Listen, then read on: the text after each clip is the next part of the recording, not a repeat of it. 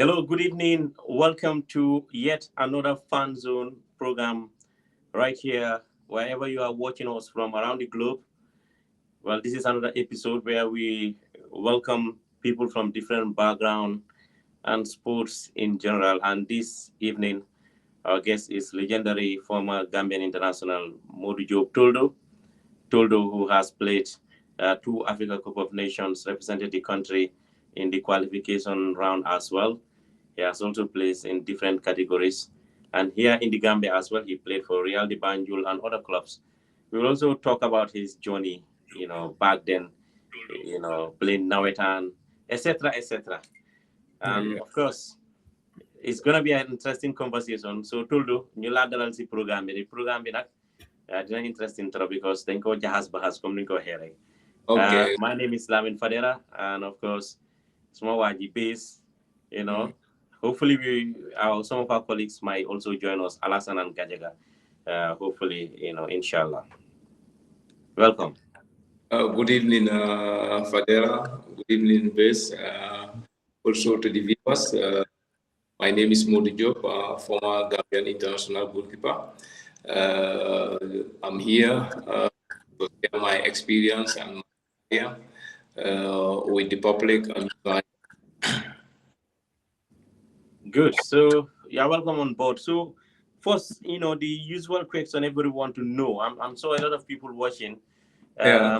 Some of them have seen Murillo played for the national team, maybe perhaps on TV, but they don't know how you begin the journey to reach that far. So, nga wax ñu kan mooy Modou Diouf fan la commencé mbir bi.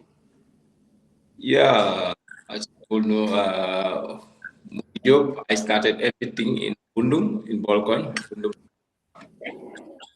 Also, while I was going to attend the school in Bundung Primary School, that's where I attend my primary school.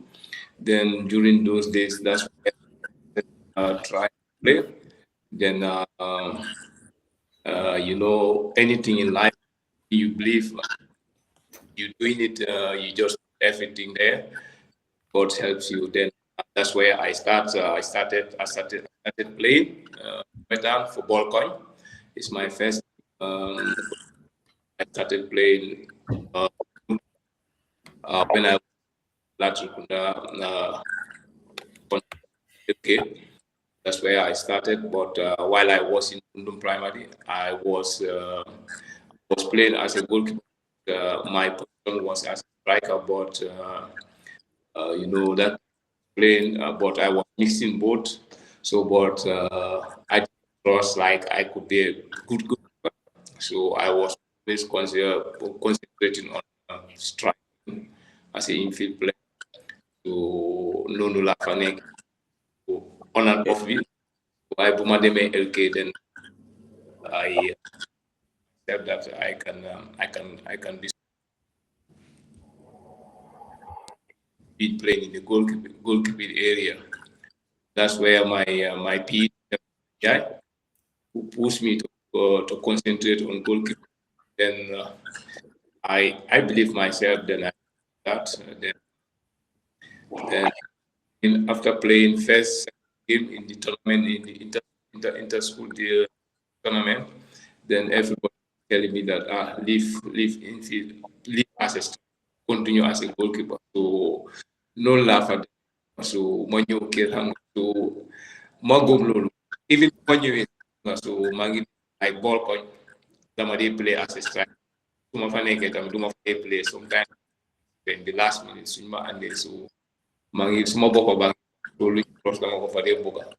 So that's so ñu nekk foofu dañ fa dee nekk so why léegi dañoo dem play if we go and play we normally go to Nema Kunku to play with them Warga. So normally when we go there I will sit on the bench. I don't normally start. So when they have problem they put me and when I come I will. So then one day we played we were like okay yes. So I told them let me enter as a goalkeeper so I can win the game. So I entered, we went to shootouts, then we won. So then that's the time Balkan even themselves, they start to trust me as a goalkeeper. That's why I was youngest players there. We have a goalkeeper, one of our Umo, yes, always plays. He's a very good goalkeeper. So that area I couldn't play, but after we started to go to we went to guys for qualification. For qualified first qualification. We won our first. Then fortunately, game we were out. Then we came won first game. Second, that game we lost. Then we came. That was the year we qualified, and I was so important in the team.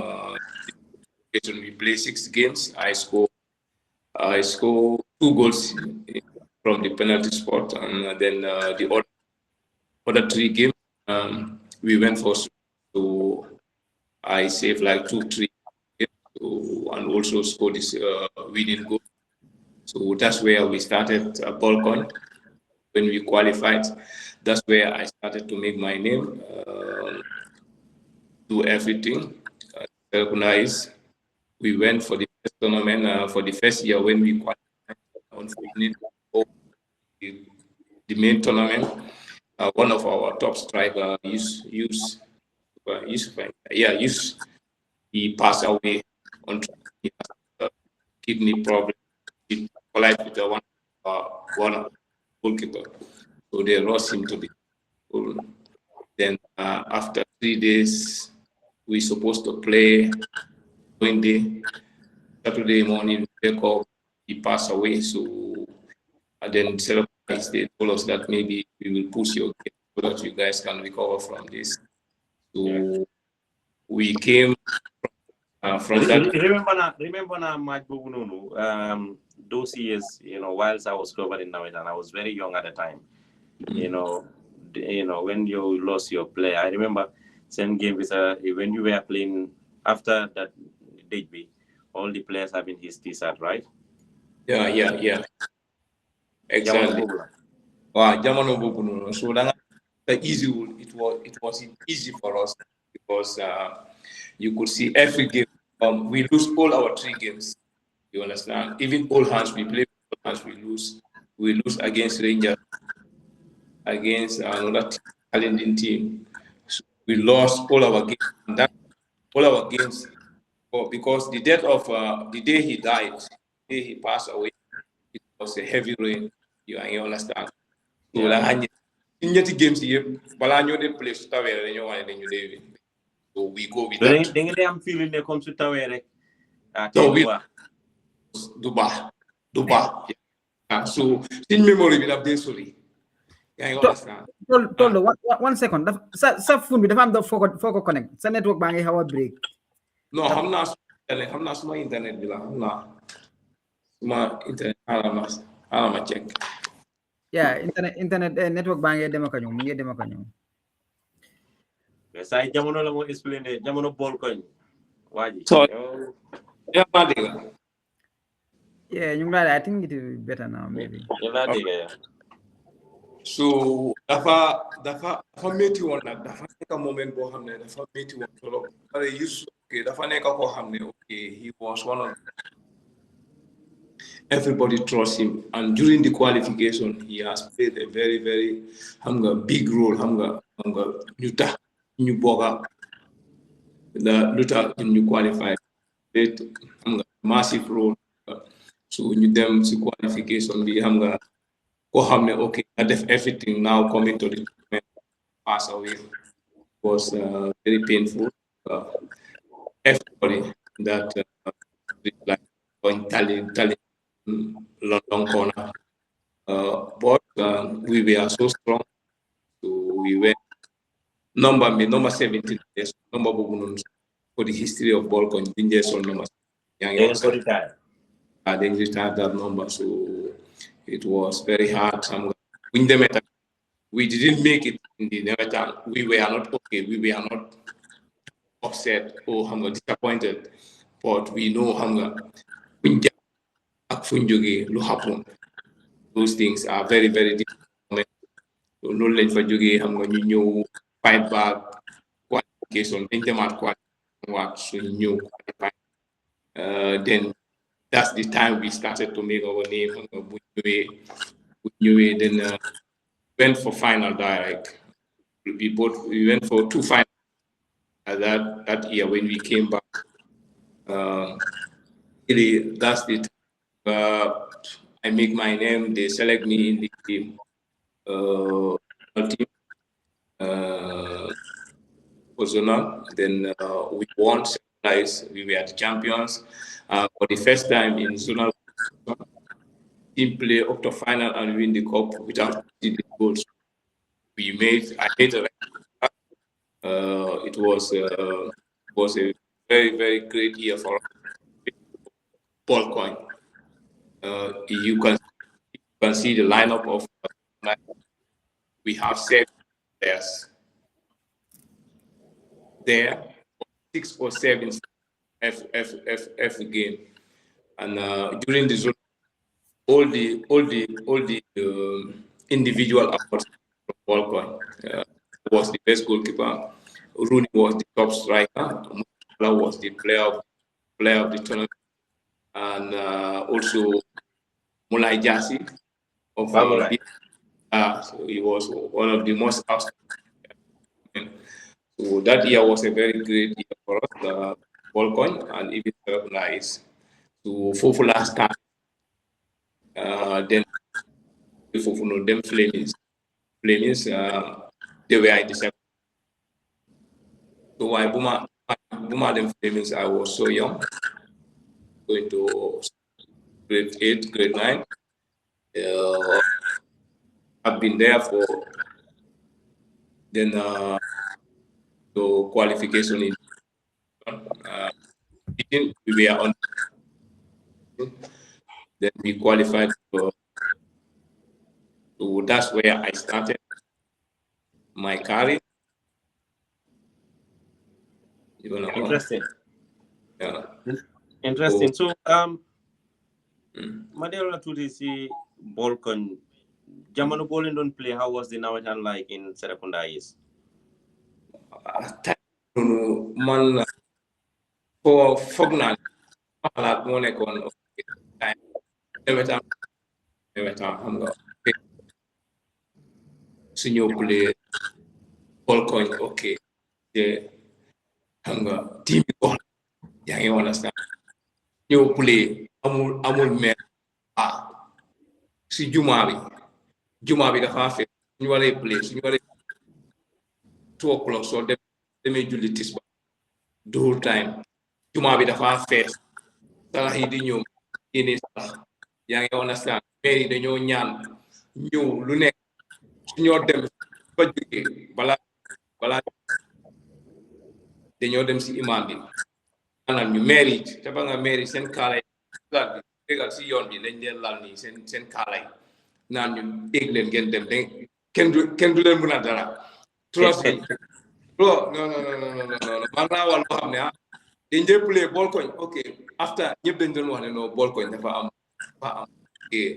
am na affaire yi jiiri ak yooyu noonu waaye ok ñun iya boobu noonu like one of the most successful year for ball ok ñun man musuma ok nga taxale dañ boo xam ne ok imam bi jox nañu ko so those are the words of xam nga God yuñ dee ku nekk daf ko read so ku nekk day jël responsibility dama ko def 10 times 10,000 dama ko def 5,000 so we have to do it more than 50,000 yaa nga honest loolu suñ ko defee loolu suñ demee dañ de team bi we were so xam nga very nga been together guddi ak bëccëg team bi dañ de xam nga we are together loolu dimbali baax a baax def fay dañ de joxe yëpp so very, very amazing year for us to make history there,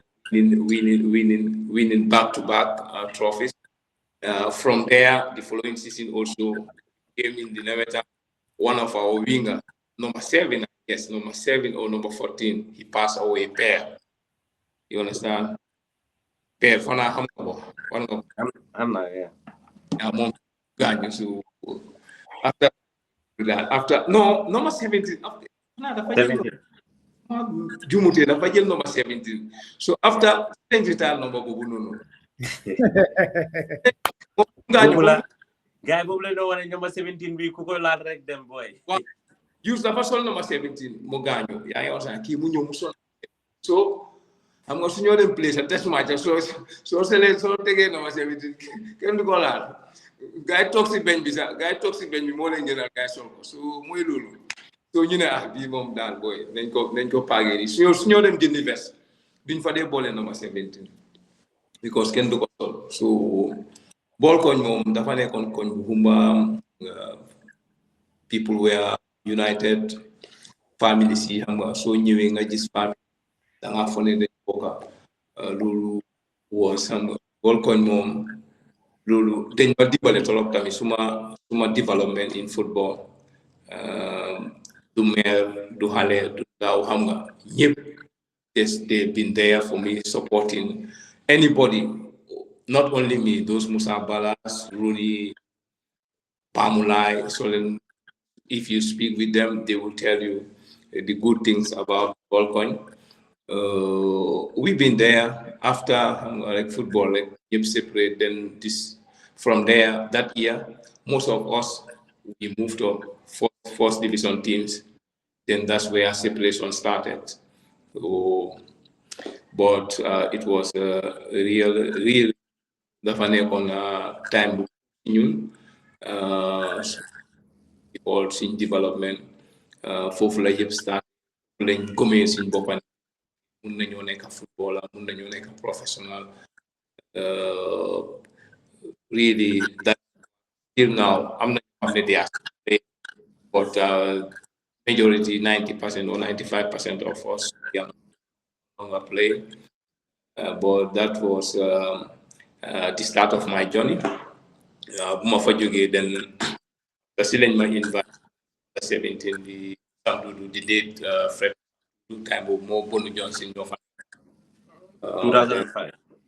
Yeah, 2004 2005 because 2004 like the phone election then we played the peace tournament, Jame peace tournament, we play Banjul, then then hopefully started. Then 2006 was my debut for the when I joined Real Banjul 2006. Yeah, 2006. Both Money comes from my first game. And my first game was against Hawks in Banjul. We played goalless. So I'm not. Time boy when Biden the league was very very tense. You know, Hawks. Time you apapala right? Yeah, Nyom Apapa. Yeah. Nyom Apapa. 2006. Yeah, 2006. That time also. Yeah, Hawks that time also they were having a solid team. They are having a very very solid team. Team bu baax la gay amon. Pour nga dóor leen pour football rek time boobu noonu pour ñu play rek Hawks was one of the best in the country. Pour nga ñëw xam nga tactique ñëw tegal la ñu play laal nga laal. No, so play a guy after game you will understand that they are a very good team. Play nañoo guy nag match na consumer first game.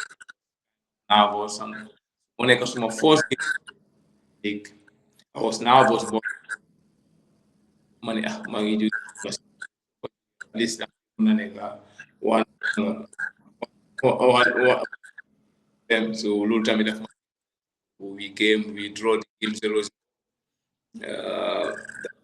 6 games that I play on, so it was January already the league has started, so it was end. We came in saving the finish. That's the time I signed. So when I played games, so the 6 games, I didn't lose any game, but the effect we lost 1-0. boobu moom ok boobu daf ma toppa suma carrière yëpp musuma win for my career. All the clubs. Sunday, we have a break. Yeah, you are saying very important thing. And Muslim win then. Suma career, suma entire career. Wow. With national team, with clubs, even after football, after retired, even with the under-17 as a goalkeeper coach, I have never win my first. Your first match? Yeah, yep, is draw. Toldo, what is Lulu? No, but okay. I don't know why. So after sometimes Real de Banjul 0-0.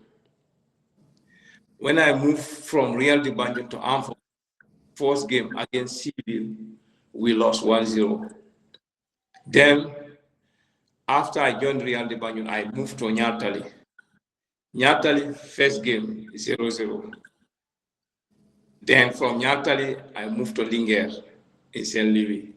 First game 1-1. I understand. Then from Linger, I went to Nigeria.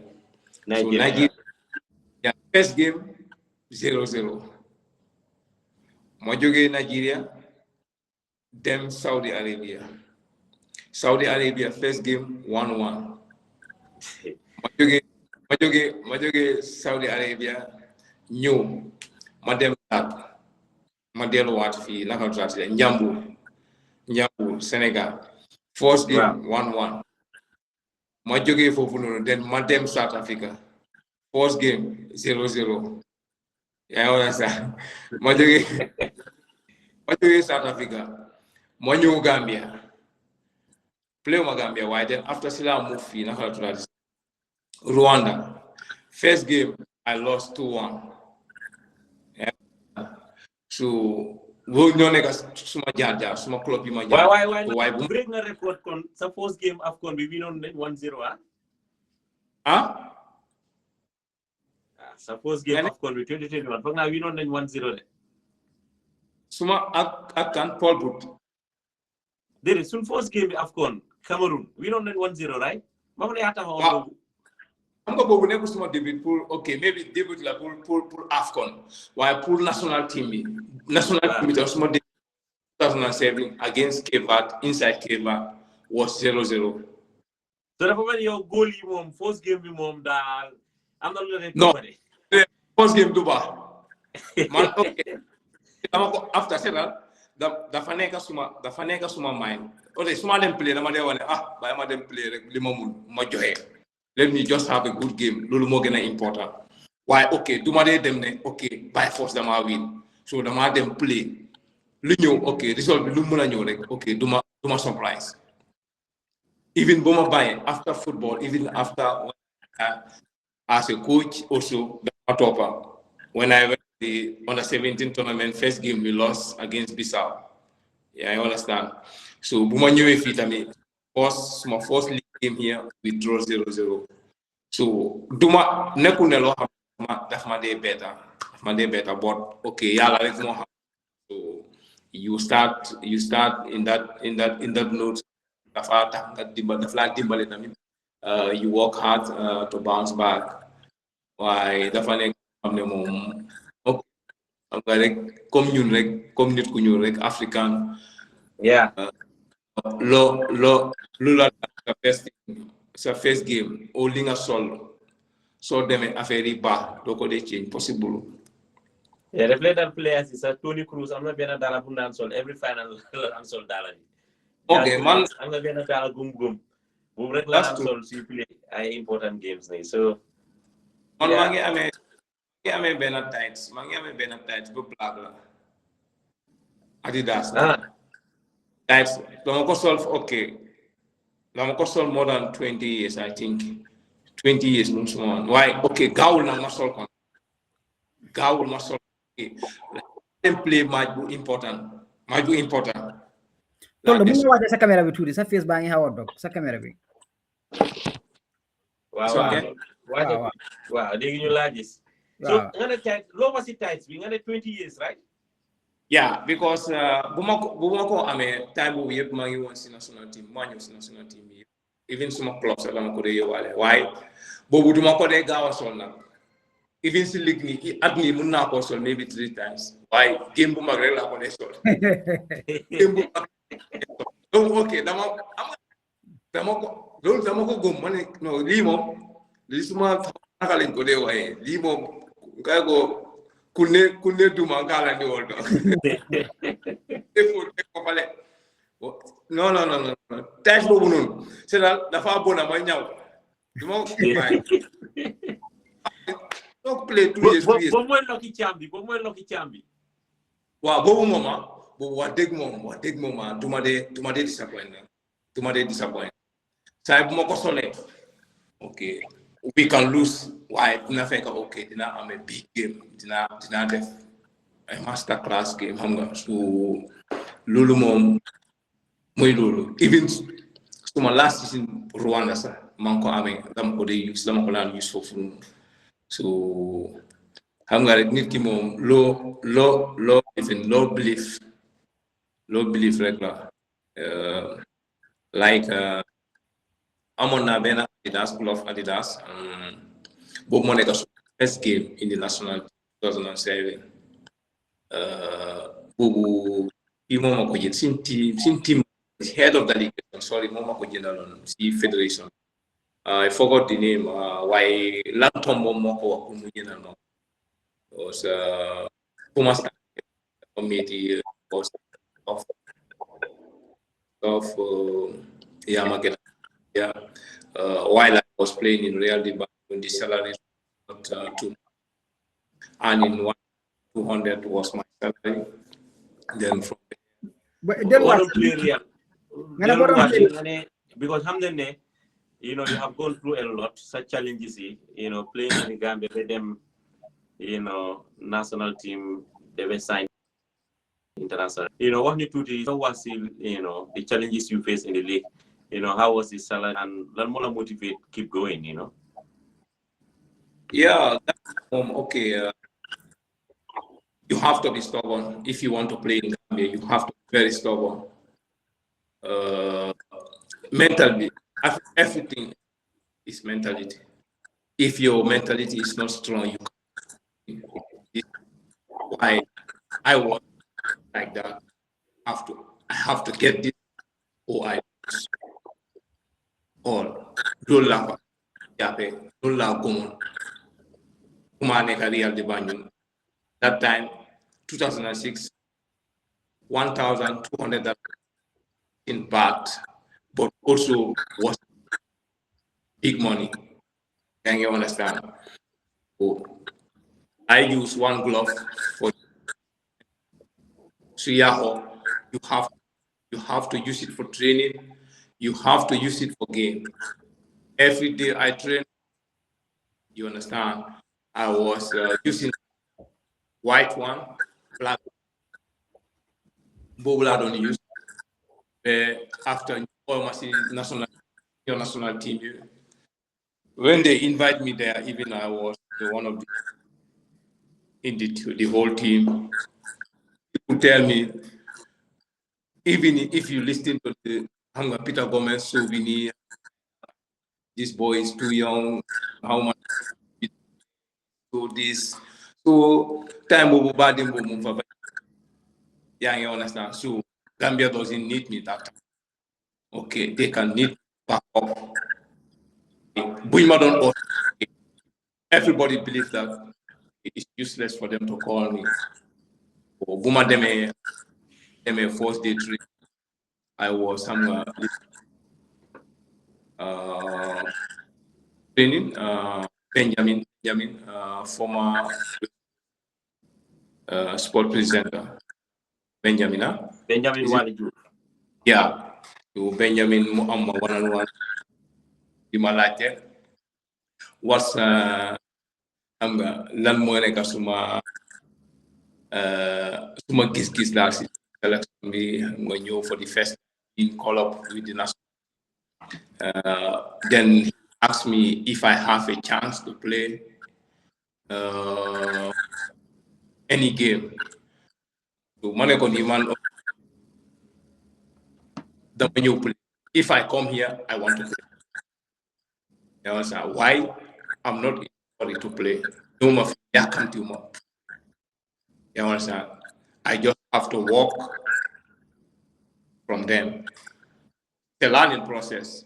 Your first time in the national team, being the youngest there, you have senior ones, then them. And that's what I did. So Chobi Bari won, sir. I trust myself. Give a big thank to Idris Asonko mom always. I have him here. I can even without him. He played from day one. Day one. Idris Asonko, right? Yeah, Idris Asonko. Day one up to we play. I think it's like 2 weeks. Yeah, we be together in training. Monica Kohamne, you understand. Before training, he with me, talk with me, encourage me, concentrate. You understand? You just concentrate, just be patient. Don't rush for anything. More play, Sumaya, no, come play. So he's so supportive. Confidence go no. Time full of. So full of it. That's all balami di so yeneen baaraam yi ndaw yi di génn. Ana club bi def li am ay ñoppati comme jëna moo ko ñoppati si saa si. Waaw gis nga exemple di clubs where xam nga they were terrible. Waaye nekk foofu noonu rek soo nekkee bañkat noonu pour nga def wax nit ne jox ma lii so daf dee mun a métti yaa ngi understand so ma nekk foofu noonu after buñ ma dañ ma drop around 12 midnight lañ ma wax ne dañ la I think they gave me 3,000. Then they told me that they paid me for that. Huh? You want to explain that's important. But jegan yang sa phone because la mangi break belegi. Jegan yang sa phone bitu turing nga set. Because sa network belegi mingi bon man. Telo na kadi explain that's important trop.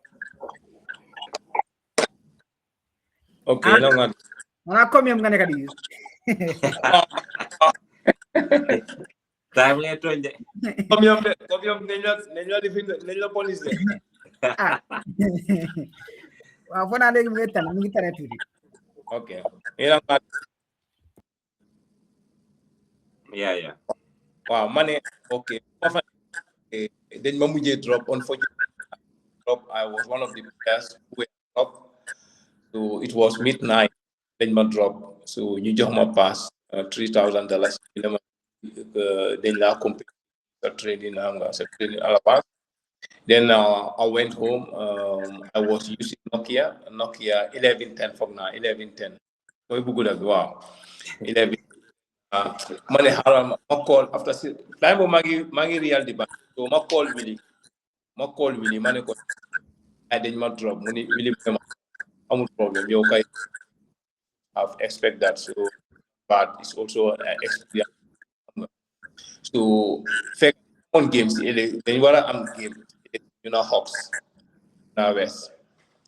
So Maneko Damabuga play because I'm not traveling. So it's better let me play the game if it's possible. So William Munema, okay, didn't know how could be. Then they will discuss, they will get back to me. So after Silamo will call Munema, okay, you will come to camp for the game. Yeah, you understand. So Madam Ker Nakbuma Age Ker but Agandi said taxi la jelon Nisa, Nipsey. Aga Kirni Majuli, Manharan ma face suma phone Montana. Why? I don't know. Buy some phone. Need more than call. So someone can call me. Maybe it's urgent. So I just went to bed. Just 5 a.m. Exactly 5 a.m. I got a call from Langtombo, that time Army Chief General. Then. Ma receive ko then network was in good. So ma hang up. Then late Peter Bunu Johnson call ma. Yeah, mom tam munu ñoo wax. Then lang tombo mu call ma rek. Mu ne ma what right? We need you at the airport right now. You can take a taxi, we will pay it. You just put your passport, everything, your luggage, come to the airport. Yeah, I understand. Then man roll la still musa. Man bros musa, man dama still musa. Pega bena jin mu ngi tegu ni. Dama teta jin bi daf ma ubasa. Mo even jin.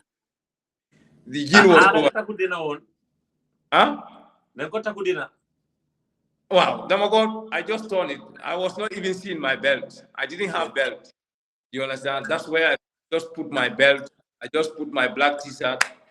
I had my Adidas bag. So luckily, when I didn't touch anything from I left them there. You understand? So the passport was there. So I left. Then when I reached to the airport, I reached to the terminal. Then my trousers fall down even. So I was boy dimaretan koto dimaretan boy bilahi koto dimaretan koto after yeb dañ ma don tap fa they give me hamga ñepp ma don hamga so everybody was very they came you know malaka don't worry nañ dem to the end so no flight or where we play that game I play 2-2 after the back to Gambia. After 2 days, we traveled. So when we were traveling to Musa Baja was already in Sweden. He was back in Sweden. Him and Idris Kasongo. Yeah, you understand? You can hear me, right? Yeah, you're ready. Mom, Idris Kasongo, they were back. So you one of them. We left from Gambia to Cape. They told us that Musa Baja will later join there. But when we went, one day we find out that supposed to fly from Dakar, but their flight was technical issue, so they could. That time, the flight they know in Cape Verde have one flight, so they would not make it for the game. So then everybody in the club, they say, small boy. So ku nekk daal xam nga rek nga jël nit rek xam nga def ko si sa plan waaye ok yow nekkul sa xel ne ok mooy play xam nga kun even nit koo jël danga am yenn players si team bi waaye yow ok yaa leen jël waaye you don't have mind to play them yaa ngi understand so ñu dem ñu nekk foofu ngeen dem train sax day free up sax luñ dóor daf dee dugal dee dóor nii mu ngi taw bloc bi amee dama di téye amee récca koto yi commencé di ngunu waaye am na koto yoo xam ne ñu ngi ko ok they gave me courage ma koye time boobu Idi was not there yaa ngi understand but Ibu Silla was there am Yankuba Cissé Mal wow Yankuba was there Sirif Samba Pasi Kukujabi also you were people who were helping me a lot. Yeah, they were helping me a lot. Mbat, I think you know him, Mbat. Yeah. These people they were helping me a lot. You know what I worry in play. You for you fear. After me, I'm a local boy. Ibu Silla Munemani, Kisinga Balandon new fee. Chabanga game bo play Walida against Walida. Game bo so go play fee again. Amul ragal koto yi dañ ragal xam nga so gars yi xam nga gars yi jinjama so ma ne dafa baax so ñu eewu man waxuma gars yi affaire golof bi de man su ma xel boobu nelaw ma trust me okay I didn't sleep coach bi du dee jógee suma néeg nelaw ma eewu coach bi every 30 minutes mu dugal suma néeg Modou. Okay, Spanish la mom degul. Okay, his English wasn't so good. So Modou, okay, match, yeah. And I go okay. So Mal was the only player who can communicate with him because Mal that don't was Spanish. Yankuba can speak Spanish very well, so Yankuba was translating. Bunye sumandi kam nga Yankuba mu translate bi Yankuba di moy muy wax Yankuba di translate so munema muy wax Yankuba ne wax mu kam rek dañ ko trust. So si suba buñ ewo at 12 p.m. Mane gaay hey bro aw ma glove de.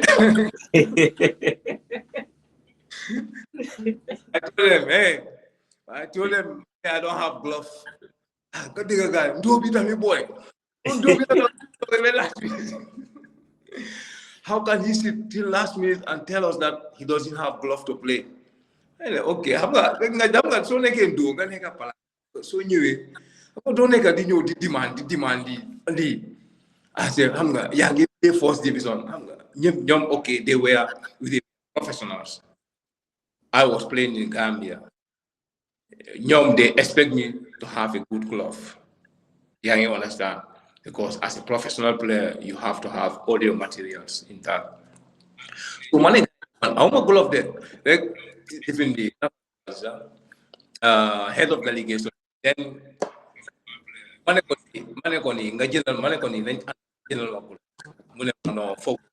he have to call Langtombong first. So, bum calling Langtombong no. Jël moto ya mom ngeen dem ci sport shop bi so suñ head of ñun tam fofu nonu si ku ñu doon dimbalé fofu nonu si head of delegation so koku ci lañ anda mu yogu ñu ci ben sport shop so ma gis ben Adidas blue yellow ñaari cola yu nonu la and black dafa mix so dafa hawa tight sax why okay mané okay bi am mo choice. So you train a glove. You haven't trained with the glove. How can you play with? No, man, but it's no problem. Do more professional time. So I don't care. So we went day of the game. We started the game with the high intensity. We play a very young in there. Then start the guy am chance. Guy do mal dur ko mulal bag. Mulal suma papa mu dem out corner. You ñëwaat 1-on-1 matié affaire coverage matié. So how course in football as a goalkeeper is very, very important. It's a first action. First action is very, very important. Suma first bobu nonu lolu moma dugal ci game bi. Unfortunately we play up to 10 minutes. We had a red card. Ibusila was sent off. Ibusila. Yeah, I understand. So, Preso was, they were just coming. And thank God, when God is at your side, I believe that day, okay, yeah, I make a lot of effort, but I believe that God was on my side. I performed extremely well. The first half, we went 0-0. In the second half, we started again. They were just coming 1-on-1. In a game, a goalkeeper saving like more than 7 1-on-1s face in that game. Then you know that okay, team is off now. So we started second half again. 10 minutes. That was sent off. So we went for 9. So Maju was so tough, bro. Kevat can play, knock the ball, they come. Lundor Magini, they know door guy supporter why, but after Maju, after Maju, my very James, some of the Senegalese, they were so much there in Kevat. This Senegalese, they came to support us with the Gambians, so everybody, man, how long? Guys in Kevat country, he came down, he took my hand, he told me, I'm proud of you, you are done, keep it up. That day, okay, like I have a lot of presents from the guys. Tariq was there, Egyptian coach. The Tariq former, Saji, right? yeah, Tariq was there. He bought a new watch for me. Also, our coach, a new perfume he gave me. The players, they were giving me 100 euros. These people, 50, 100. I don't even know how much I have that day. Yeah, I'm not even doing the jackpot. yeah, I hit the jackpot that day. I hit the jackpot. Yeah. So I was in that day in the hotel. If you come, first person, anybody who entered the hotel there, I want to take picture of the goalkeeper. I want to take picture of the goalkeeper. So, that day was okay. I believe that okay, I can be number one in the sports. I have patience. I came patient. I was not saying that take the. I just came as a student xam nga pour jàng. So ma ñëwee affaire yi. Then when we went back, we were supposed to play with Algeria. I understand. So when the coach, two coaches, they make the team list, they put me in the team, and Bajaha was there. Bajaha was there, but from today, I will be the number one. Then that time, Sidi Kinte was there. Sidi Kinte team that I also agree. Sidi we have to protect him. He's a small. This game is a different country. Algeria is one of the biggest countries in the continent. So guy what Spanish coach they told the the federation that I would play, no matter how. Then I have to pull them down, go and tell Tariq, no, too young, please. Pressure is too much. Let Bajaha play. You understand? So don't let the guy man they have to then I tell them that leave him, let him play. Okay, I have a big in Cape. That doesn't mean again. Football is a process. You understand? It's a process. Full of you to like okay, you have even anywhere in the world. The first goalkeeper when he's suspect. Second goalkeeper come, yeah. Till now, if the first come, you have to take. That's what I believe. Yeah, you understand. So you play at Algeria, you win Algeria too. So fofu na commencé di ñëw si national team la commencé di boga. Then after them zone 2 in Bissau, I was the captain there. We had a good tournament there. We are not far. Jógee fofu noonu call pour tam ñu invite my body. La commencé di move. Believe in myself that make it either in Europe or other side. I understand. So I work for it. Yeah. Then I moved to armed forces, Real de Banjul at the same time. Before moving to Senegal, it was a great journey for me. Gambia, winning with the Real de Banjul, and also then was my Gambia. Then I moved to Senegal. When I challenges about football, about challenges, you have to believe yourself. Anywhere you go, whoever you meet there. When I went to Senegal, they have a goalkeeper. He's a Senegalese international. He's the captain of the Senegal national team under 23, and they are local base. He's their captain. So he was also playing in Nyatali. So why they bought me from Gambia, because he's supposed to travel to Tunisia to sign a contract. But unfortunately, there was an issue. He couldn't go, so I have to continue with them. So then I was the backup for him. But I went there. People believe that I won't play. Even the Senegalese, the fans there, they told me that it will be very tough for you to play because we know Papselu is a good goalkeeper. He works hard. I love challenges. I always want to work hard. That's where you can develop yourself. Papselu was there. He's a top goalkeeper. I try to learn from him. In life, anywhere you go, we are not in the same standard in life.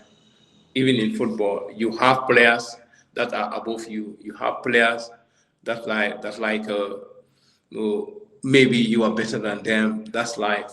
So, but those who are like above you, you have to learn from them. So I keep believing myself. I have been there. Maybe five, 6 games. I was not in the team. But I was so patient to work hard. Sorry, I hang it down. I phone kay Madam Mola calls her. Oh, are you no based? problem with them. Boy, why lu ma bëgg a laajte da nga play Senegal seen league bi nga play Gambia seen league bi. Yeah, I play. Standard wise naka la naka no géeje ñaari leagues. No, Senegal, we have to believe that we have to know that Senegal league is more competitive than our league. Gambia have talent, but if you go to Senegal, their league is well organized. That time, while I was playing there, because the league is very rich. They put a lot of money there. Orange that time, I don't know now, but Orange was in charge of even the league Coupe du Senegal, you win Coupe du Senegal, you go with millions. They sponsor you everything. So their league is very competitive and challenging. But I would always say this: technically, Gambian league was far better than Senegalese league. Yeah, I understand. Like, okay, Suma don't compare. Money, okay, come so Holesi Premier League be more physical play, like Premier League more physical, but technical. You Spanish league. La Liga, La Liga is more technical than the Premier League. So Dalula Hawanu at Gambia and Senegal. Gambian league, I would term it like Spanish league. You understand? Because ñëpp dañ mën a play, ñëpp dañ mën a laalal ma laal. While Senegal, you have to be tall. If you are short, you will struggle. For Senegal, their league is very physical. So Lulu Monek on the major difference. Okay. Not your salary specifically. Why come Senegal league bi? Lan mo nek comme sen average pay bi su ko convert in dollars. Because nga ne real 1,200 lañ na daan fay yow. So in Senegal standards on average. Yeah, real I was getting that salary 1,200. That was 2006. Wow. 1,600. But after when I moved out, I went to my salary was 3,500. 3,500. Okay. 3,500. So when I came back to Real de Banyu, my salary went up $4,000. Okay. Yeah, you understand? Wow. Then Senegal. When I moved to Senegal, then my salary was 150,000 CFA. That was my So the difference is you understand? As a goalkeeper, you understand? Difference was too much. Too much, yeah. Yeah. Then Senegalese league. Okay. At that time, when we win the league, when we win the game, our match bonus was 15,000, 15,000 CFA. That was our match bonus. So that time, that around 2014, 15, is around maybe, if I'm not mistaken, 800 or if I'm not mistaken, I don't know. Yeah. So different with the Yeah, nekul dafa bari bu baax sa waaye. No, Okay. barina. Because yo, so said yo, let's say real de banyong la don't pay for Senegal, lunya fe so ko convert at that rate time bono dafa ne ay 13-14,000. Yeah. Understand? So the family yo you la fe 3 or 4 times lo ran receive. I am not standard league be like. Yeah, the standard, as you said, the standard is different. The standard Senegal was very organized. The league is very organized. The people there, they like sport. Single play, like Nyatali senior play, like every game, our game, when we play, our tickets, we win, okay, we have a profit of like 3 million CFA. Yeah, was a maximum. Lule am get tickets. 3 million xam nga loolu nekkul xaalis bu ndaw loolu nekkul xaalis bu ndaw so xoolee 3 million boobu noonu is like almost 200,000 suma mistake gu teel Loolu laa nekk di calculate. So it was too much. 240,000. $140,000 per match. Suñ hosee match. Because start Demba Jobe lañ daan play suñ home game we normally played at start Demba Jobe. And Nyatali was the team of the people. When Nyatali is playing, when we are playing Senegal, everybody want to watch us because we were having the best coach there, and he was like Pep of Senegal. Goalkeeper, you don't play long ball. You never play long ball. If you play long ball, even at training, he will tell you go and make one lap. As a goalkeeper, he wants you to play, to knock the ball. He will tell you it's my responsibility. If you make mistakes, so don't be scared to make a mistake. Make mistake in training. Make mistake in the game. I will still back you. So he gave us that confidence. He gave us that assurance. So that's the time. My first season, I didn't play much games. I played 6 or 7 games, but those games, I have never lost. I haven't lost that 7 game. I didn't lose any game out of those 7 games. I have 2 draws and 5 wins. Then second season, that's where I started to play. The first 4-5 games, I was the one playing. So that's the time I start to get myself. Start to challenge Papselu, which was like this because he was also an international, so they have to give him chance. Then after they call him for the national team. He was the backup goalkeeper in the Senegalese national team. So then it makes it even more competitive for me. Yeah, I understand. Put on playing time. Why? I still believe man dama gumlulu. Man dama gumlulu. Su ma nekk palace ak koo xam ne okay. Yep, okay, then the key moment, then I have to work. I understand. So when on Senegal, I was always working. Man, security president the last day when I was staying at the house of the president. You understand? So president, people call me your father, the president likes you. So what? Okay, president was also an amazing guy. He's the Senegalese Football Federation. He's a cool guy. Also supported me very well. More they stand for me. They help me a lot financially. They don't want to see me lack anything during my stay there. So no lañ fa nekkee xam nga so ma puus jóge foofu noonu after 2 years then suma last season foofu noonu si la Pape Thiaw the recent Senegalese coach Pape Thiaw ñun bu ñoo génn Pape Thiaw was coming. You understand? So that time he was not too much active. Why? He was the one who helped our infield players, especially midfield players and wingers. When we are training, finishing, Pape Thiaw was the one who lead the training. And then Alassane Doul, former international, Senegalese international, also worked with the defense. So we were so organized that year. He is someone who helped the team. After even when I left, he's the one who continued with the team as head coach. So they wanted me to extend my contract, but I said no. We have good relationship. Had a good time with you guys, but I think now good for me to have new challenge. I want to try another place. Then I just go and find my way there. Then I moved to Linguère, St. Louis. When I went there,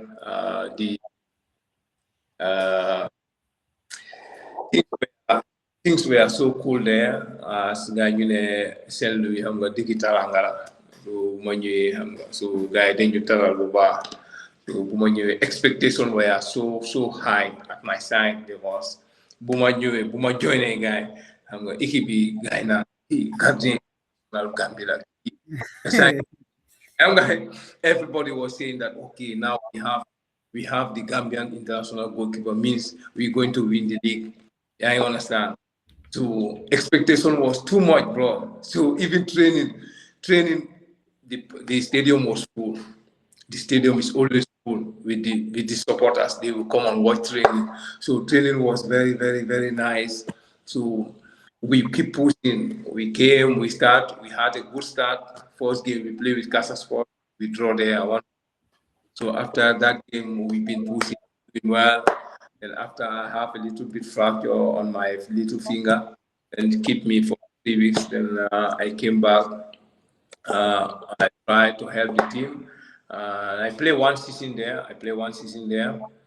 Then we were having after our last game, we were having a friendly game in Morocco, Gambia against Morocco, in Morocco. So when we went there, that time my contract was just 1 month or 3 months left here. Exactly. So from there we played friendly game against Morocco. That's where after the game, that's where I had the contract in Saudi Arabia. Yeah, I understand. No, from there, that's where I had a contract in Nigeria. So why the small club, they don't want to leave me, but I told them that I have a 3 months contract with you guys. So, but they told me that you have to come and play. You finish the league with us. You understand? We cannot be in difficult moments. Now you want to leave the team. So I negotiate with them personally. So they told me that I have to give them the president. You can hear? Huh? Yeah. So after that guy they discussed with my club in Nigeria. Then after they released my TMS, and then I started there playing also. When I went there, mostly most of the clubs I went, I would struggle in the starting. I always struggle in the starting, so but I always see as also it's a blessing for me.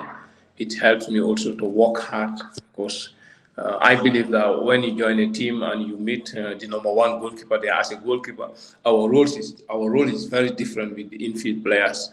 It was out of 3 or 4 goalkeepers, is only one #1.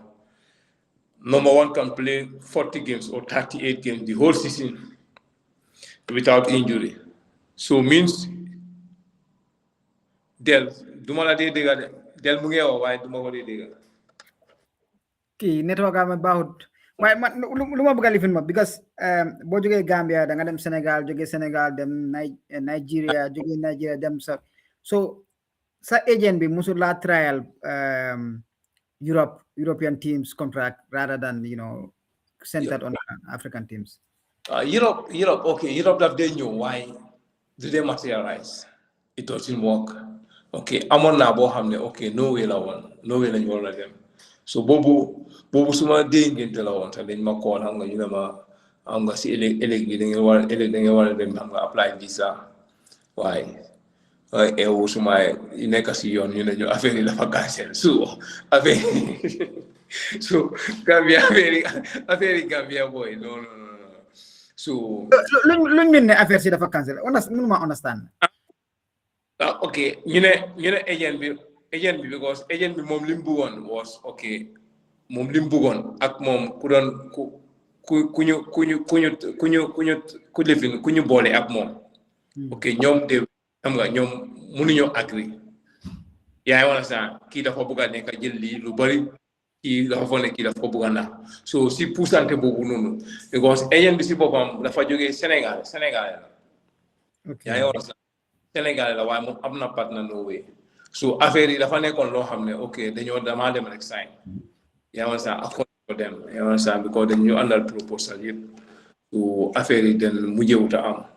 So tamit bu ma nekkoon even bu ma move for South Africa tamit Belgium ñëwoon na yaa ngi understand waaye Belgium it was like because it was actually lu mu doon laajte was too much. So then this goalkeeper was available, one of the Ghanaian goalkeepers, national team goalkeeper, their captain, who captained them in AFCON in Ivory Coast, Ofore, Richard Ofore, moom mu ngi play. Then man suma side agent was so greedy, so that's why things munta work out. So my fact, in life sometimes we want something which is not good for us. So it's not my luck to play in Europe. Why? I will still take it. So nekune they try. Your goalkeeper, we all know in Africa, to move a goalkeeper to Europe, it's like maybe 10% Lamunawa out of 100 or 20%. It's difficult. You can be one of the best goalkeepers in Africa. We've seen you have watched the AFCON. Most of the goalkeepers who perform in the AFCON, they are playing in their country. Yeah, you understand? Well, I understand why I come luma neka di observe because it's difficult to take goalkeepers from Africa to Europe. However, luma observe some of these agents then greedy to affect again some of you send career. Yes, it's difficult. I come, let's say proposal in England, you are not going for trials, then sign contract. Understand? Yeah. So fogolone agency agent send own selfish interest more affect the contract, some of those contracts them through. Yeah, lolu mom, that could be true. Lolu mom sa degala. Yeah, I understand. Hamga like nyom always agents they are like that. Even some of them they are not agents, they make a part. They utal agent player. So they are always too greedy. Lolu mom nobody see system it has been there. It will always continue. Many agents they just look for their own interest. They don't look for the players' interest. You understand? Man, rules of man that lubari. I understand. Even Ethiopia, I should have gone to Ethiopia before I go to Saudi Arabia. Yeah, I'm on Ethiopia with St. George, one of the biggest club in Ethiopia, and they pay big money. They send me everything. They send me the agent sent me a mandate of 5 days. So Bumba sent a mandate of 5 days. I knew that it was something concrete because agent could have 5 days mandate. Then they send me everything, the contract, everything. So Kuma Warna Yebufofuno, like St. George, they proposed me $35,000 put sign-on fee. Why? Okay, the salary was not that bad. The salary was $2,700. Yeah, you understand. So why agent me after mom kuma bole guy. Yeah, you understand. So mom dafa buga jël 50-50 ak man. Yeah, you understand. So su jëlé 50-50 ak man. So légui luta sa affaire bi deal bi demu true. Like okay, mom goalkeeper coach bi mom xamna ko non. The goalkeeper coach was talking with me. Yeah, because they connect key money go to wala ñu. So mom daf ma don communicate always. So mu ne ma li mo fa nekk. Yeah, you understand. Why sa agent bi man li ma d'accord ak mom man suma percentage dama am li. So it was like dafa yaatu affaire dafa yaatu. So calculate man suma demone be wara jël fofu nonu. So motul luma don déssé duma am 3,000 I will be left maybe like 3,000. So then means I'm working for them. Yeah. I feel so sorry for you for that because because I know the circle because ki dafa am 50%, ki am 10%, ki am 15%. Yo bala nga ham out of the 100%, you maybe 10% nga fi am wala 7%. At the end of the day, you know. So why was there at any point not consider of changing your agent? No, okay. Like during my career, my playing days, man, I don't have agent. No, man, okay, you just meet me maybe online, you message me, I have something for you, I tell you bring it, let's sign mandate for 1 month or mandate of 2 weeks. You bring the deal, it's okay, I sign the deal, take your money, I take my money, I go. So no la don't ligay. So I'm more like okay, key money customer permanent. Now So problem do follow the risky one, like problem working problem without problem nobody. foofu la waaw problème bi foofu la nekk tullu waaye comme Okay.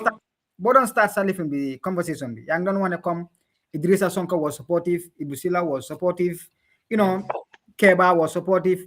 Foofu loo ne okay, let's say suñu wane na rewind 20 years ago 20 years back ñu ne léegi 20 years back yow nga war a jël décision bi foog loo ne it would have been better nga toog nga ne Idrissa yow suma ko toog yaa ngi ma advice yaa yi waaye comme when it comes to in terms of contract lan laa war a def si suma professional career just maa ngi start only engage loo guys si conversation because yow loo nekkoon di dafa risky de da ngaa toog rek man suma booba mun naa laa utal it's not like risky nekkul ne du ma doon wax ak nit yaa ngi ma doon man soo ma seenee mandate okay man dem ma school boo xam ne okay soo ma joxee contract mun naa ko read I can read it but to read and understand is different. It's different, yeah. So, man, if you send me a contract, I will still read it. But okay, there will be some parts they not understand. But 80% or 90%, I won't understand it. So, but that time, Matan Boch, former national team coach, Matan Boch. Yeah, Matan, yeah. He is like, okay, he's like brother, uncle, he's like everything to me. Matal was so supportive. Matal, during my career, Matal coached me in Real de Banjo, coached my national team. So then they muna watan buba. So swimmer yone contract. I'm a go forward. Maneko jealous at time. Ready dal makode anytime. So pare munema okay. So Matal limbe def solide yep understand yep. Yeah, small move yep. Mata and Tom, the ex-coach. Yeah, was nyom okay. Damade seek advice nyom baha. Suma contracts. Suma first contract Senegal, Mata was aware. It's not everything. Suma second contract in Nigeria, Mata was aware. Hamga mom suma ko yeah suma contract. Damade okay. Mema time so that ma call explain because she called me, you can forget. Yeah, I understand. So what we discussed on the call, he will still send same thing on voice note so that I don't forget it. So Munema, okay, this is good. I think if you do this, it's okay with you. If you do this, don't agree on this. This is not good for you. This is good for you. So man, okay, the man ko hamne man fofu mom lolu suma dole la. Man hebu maken. Man hebon sa man suma neke ak harito ak nit sa lu ñew suma life rek okay I will alert you why not how do you see this so nga helal ma because okay I might think it's the best thing for me but maybe at the other side they can see the bigger part more than me so they can advise me then I move on that. So I trusted him before. Dam ko overcome. So lulu mota always that fadeneka that my advice. Tom also that my advice. Even more than South Africa, they advise me. Mata even like Balamadon dem that. Ma movie Belgium malawa nisa. Tom okay mom he sent recommendation even to this. Yeah. Okay. You recommend why after affair bi xam nga ayen bi dal moy lolu so bo mom mané xaar ñu faté bo so man okay so was not the right time for me to move to Europe xam nga so yalla la ko don jema delay so be Saudi Arabia when I was a child I always said Asia I want to play in Saudi lolu dama ko okay lolu mën na dama ko don ñaan so lolu after ko mu yeñu so yalla Saudi xam nga ma dem play for nonu so we thank God for that always mom comme ni ma la ko waxee rek I don't have permanent agent foofu moom non.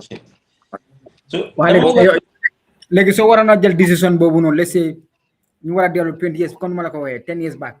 Yeah. Danga uti permanent agent, right? Or you still go, you know, like the way that you were operating.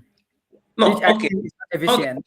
Risky because problem is more okay. Yo, suma sign on if you were my agent. Yeah, you understand. And you couldn't find anything for me. Then Del Fadera come and tell me that Fulham want to sign you.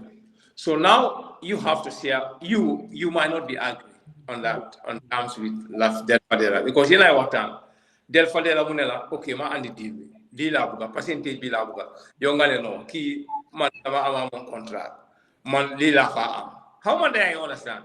So halis la fa wara dem ñetti time 3 times divided into 3 times. So yo sa interest ngay xol yo do xol man suma interest. So lolu mota okay lolu mota if you're going to sign a contract with the agent dafa wara nek agent bo xamne dafa consistent. Yeah, you understand?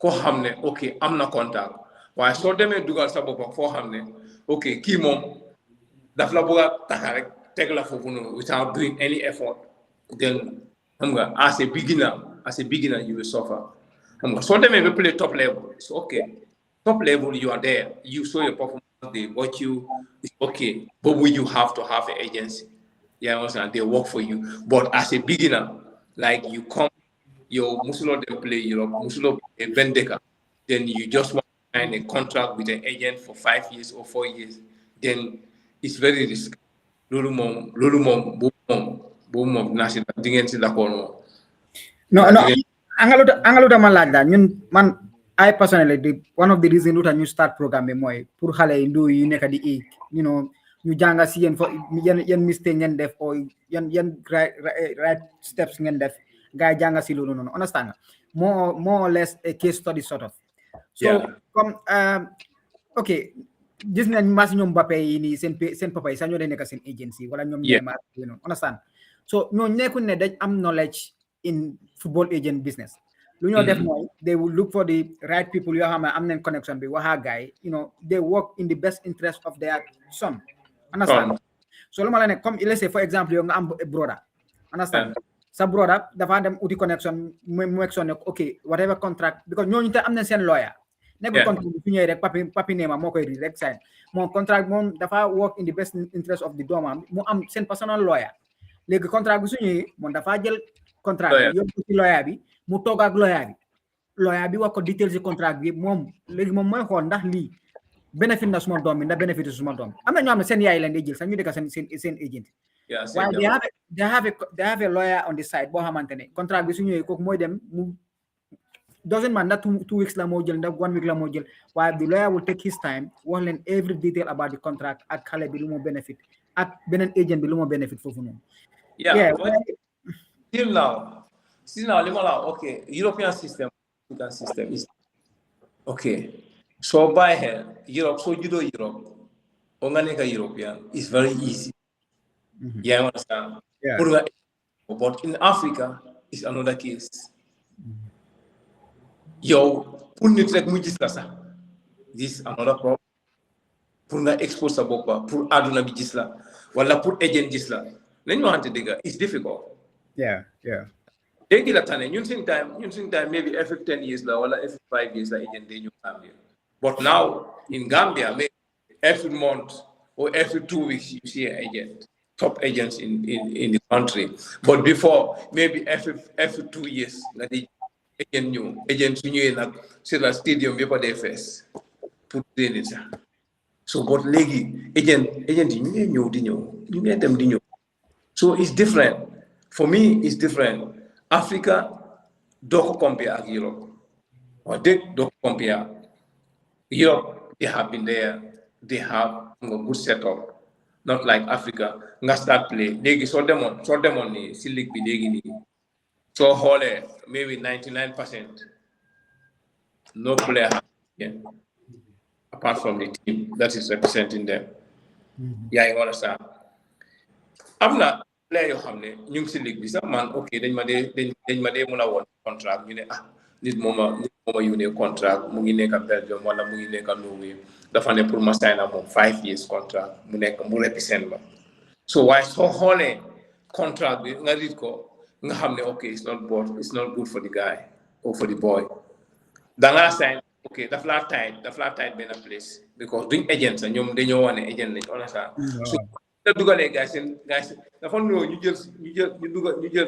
dugal la seen néeg bu pare tëj ñoom ñoo la moom any agent bu la gis ñoom that agent have to discuss with them first if they don't ignore them because da nga am ngay contract waaye Europe is different Europe ok sa sister la wala sa yaay wala sa jaxa moo nekk sa agent yaa ngi wala sa moo la represent already you are playing in top level so you play top level foofu jarul di yónnee agent naan gaa yaa ngi gis sa performance suñ bëggee xam dañoo ne si database xool everything ñu have everything si yow ñu contact agent xam nañ agent am already ñu contact ko direct diw dañ ko bëgga waaye different amul dafa am Afrique léegi yow soo kon player Afrique fooy dem pour dem gis ko da ngaa ñëw def trials gaa yi play si suuf bi gaa yi kikkante ba soona gaa yi ne kii bëgga naa ko soo nga ñëw mais bi xam nga documentation nga dem si team bi ngay jaar doo dem mooy because amul agent so si team bi ngay jaar soo waxaa team bi discuss ak team bi balaa affaire yi di finalize so léegi la rek laa gis ne sax booy yaa ngi try xam nga booy ñu ngi am di likes of xam nga musigo soxna xam nga they are doing well they xam nga taking good contract for the players they making xam nga getting them lawyers di leen help so it's not bad now. The system has changed. I think we are in the right direction. We are trying to upgrade every time. The Lulu Hamna maybe in the next 1 years. Everything will change. I'm so. Del Mungena. No, my very interesting. Acha continental living. Xam naa ne fu mu nekk nii moom affaire si mu ngi jaxde waaye bëgg naa ñu wax tuuti si Nigeria because I remember bu ñu amoon interview 6-7 years ago something like that boo demoon Nigeria how tough it was for you loo doon expect ak boo demee loo fa fekkoon it was difficult at least maybe you talk to us at least about that pour ñoo xam ne ñu ngi seetaan tam ñu doon xam sometimes not all what you see is rosy. But yeah, Nigeria, I signed a contract while I was in Morocco. Matal was the head coach. He saw everything contract and he told me Nigeria is a place and this to start there. It's not a country, so you just have to go. So when I signed the contract, they sent me the ticket, everything. Then I moved from Morocco direct to Nigeria after a friendly game against Morocco. So when I arrived, that time my team was doing preseason Benin State in India. So when we reached there, the town was nice, it was cool. I said, this place is very nice. So it was my first time. So I get palace ni so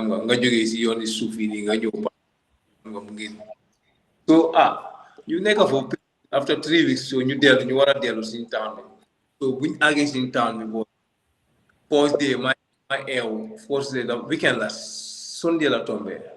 Saturday they don't travel. Then my other son. So we did that. So see fire, bala fire. Like okay, it was a hunger explosion. Now. After I make the don't how I got. Hunger Boko Haram over so Boko Haram. We are like okay, we are less than 50 kilometers from. Less than 50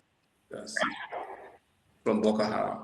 So any can feel for Vonono. So man, I want to live in my bigger bomb. And after man, after my guy, Deba and I live with that farm. Man, young mean young outside, you go mean guy, Dimare, my guy, the rebel. So gaa ñu ne ma si lañ ma wax ne ndax dama génn si camp bi laa dëkkoon. So gaa ñu ne ma su ma bëggee rent dañ ma fayal rent outside. So waaye ma gis ne dëkk boo xam ne ok Boko Haram mu fa rebel yi ñu fa so staying alone is more dangerous xam nga so ma ne xaaral stay in a team camp ma noonu so ma nekk si team camp bi foofu noonu it was cool daal waaye dëkk bi dafa tàngoon because the country was very very close to Niger and Niger is one of the hottest country in Africa so loolu dafa ma sonaloon foofu noonu because time boobu noonu it's difficult. The weather there very, very hard. My first 2 months, 3 months, was man okay. Duma ko hamne dama den nan do kuba. Oh, time bugu so buge 7 sana ngade okay. Sometimes block mode again. So like okay. Then you dey advise. Then you don't joke around always. So you know nalen. So but that so my second year was okay better. My first year struggle now because them didn't play in for 12 games play. So my KMSB, my ITC, unumako am. So that's my delay buba. See last 5 games, the first round, the last start they play. So Nigeria was a good experience and thank God side Deki Julie that. So it was not stressful because the Ramona Julie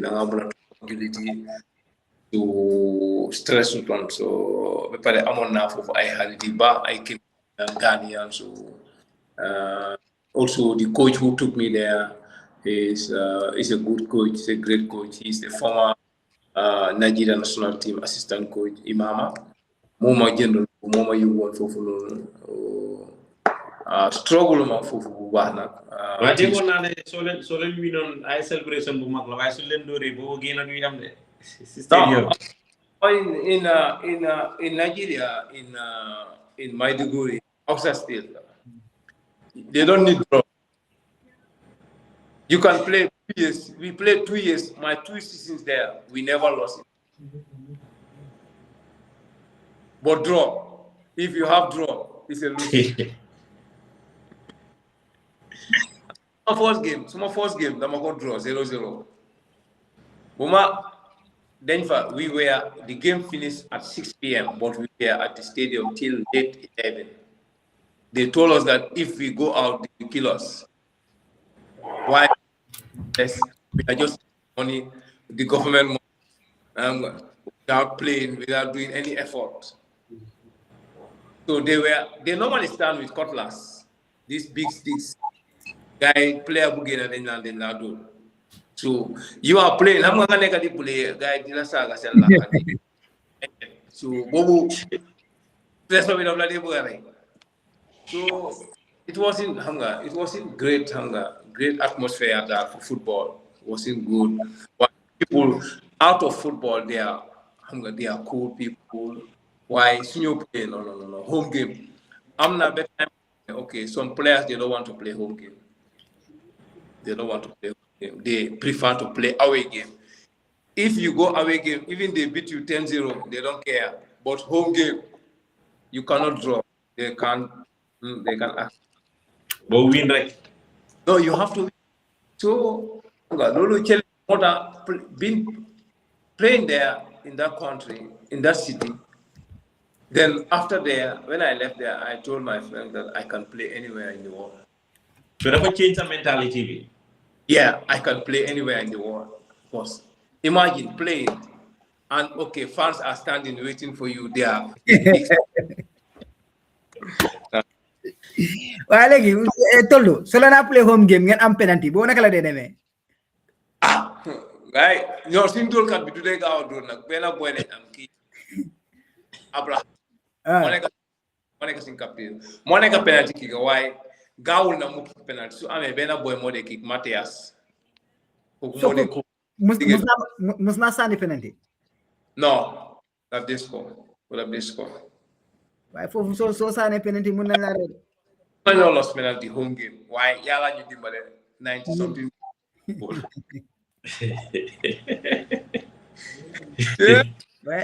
man sama dégg boobu penalty su fekkee ne dañu war a dem sax comme ngeen draw game ngeen war a dem penalty kick dama gaañ ma boobu man a gaa yi génne ma.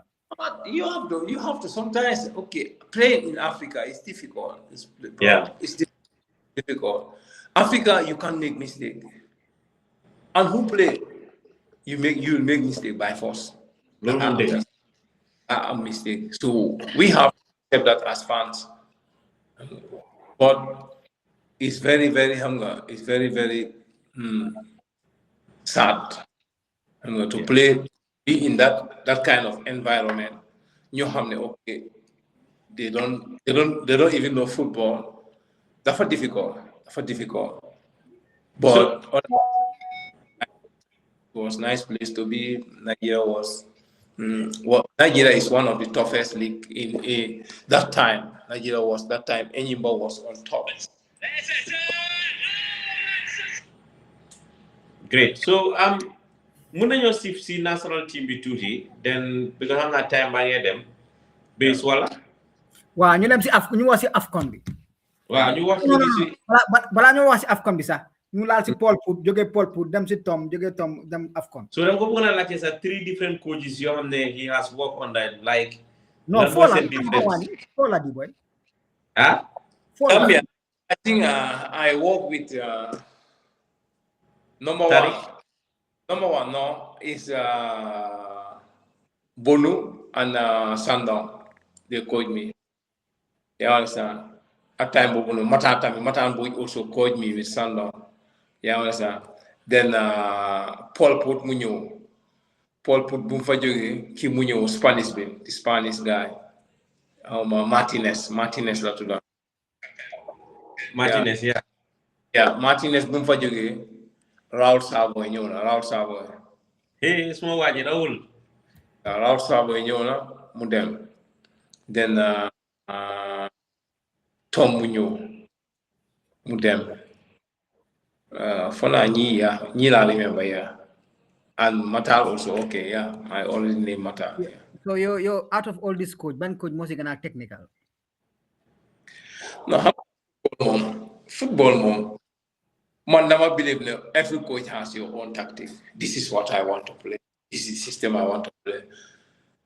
All of them, they have their tactic. So maybe it's going to be, in some people might see it a negative way. Some might see it in a positive way. You understand? Why? So new tactically. Okay, Tom dafa nekk koo xam ne tactically. Tom si tactical la win. Okay. Tom Munanyo play, mom, okay, Tom doesn't care. You can take the ball. You can take the ball home. You can play 90% ball percentage. But at the end, he needs the results. Because Tom the flower, okay, so consider goal. We can win game. Simple. So this, you go with this mentality that, okay, we will not concede goal. But if we can score 1 goal, we will win the game.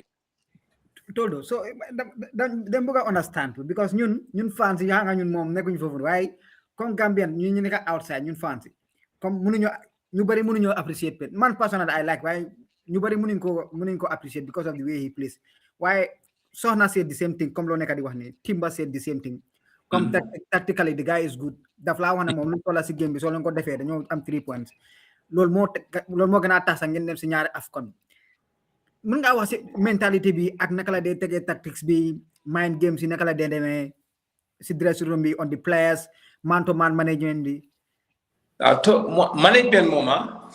management moom fo naa si coach yi ma jaare is number 1 man management moom okay God xam nga lu nekk yàlla am na lum la demee yàlla okay moom loolu la ko may to manage a player.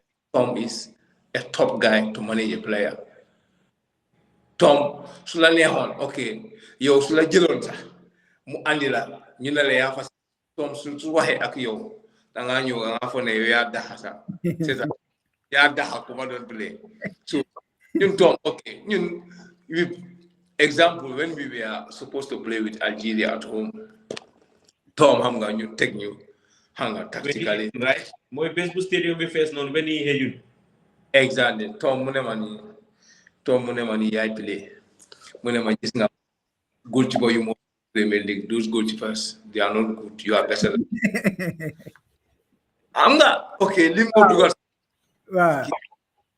someone mun yeah, understand.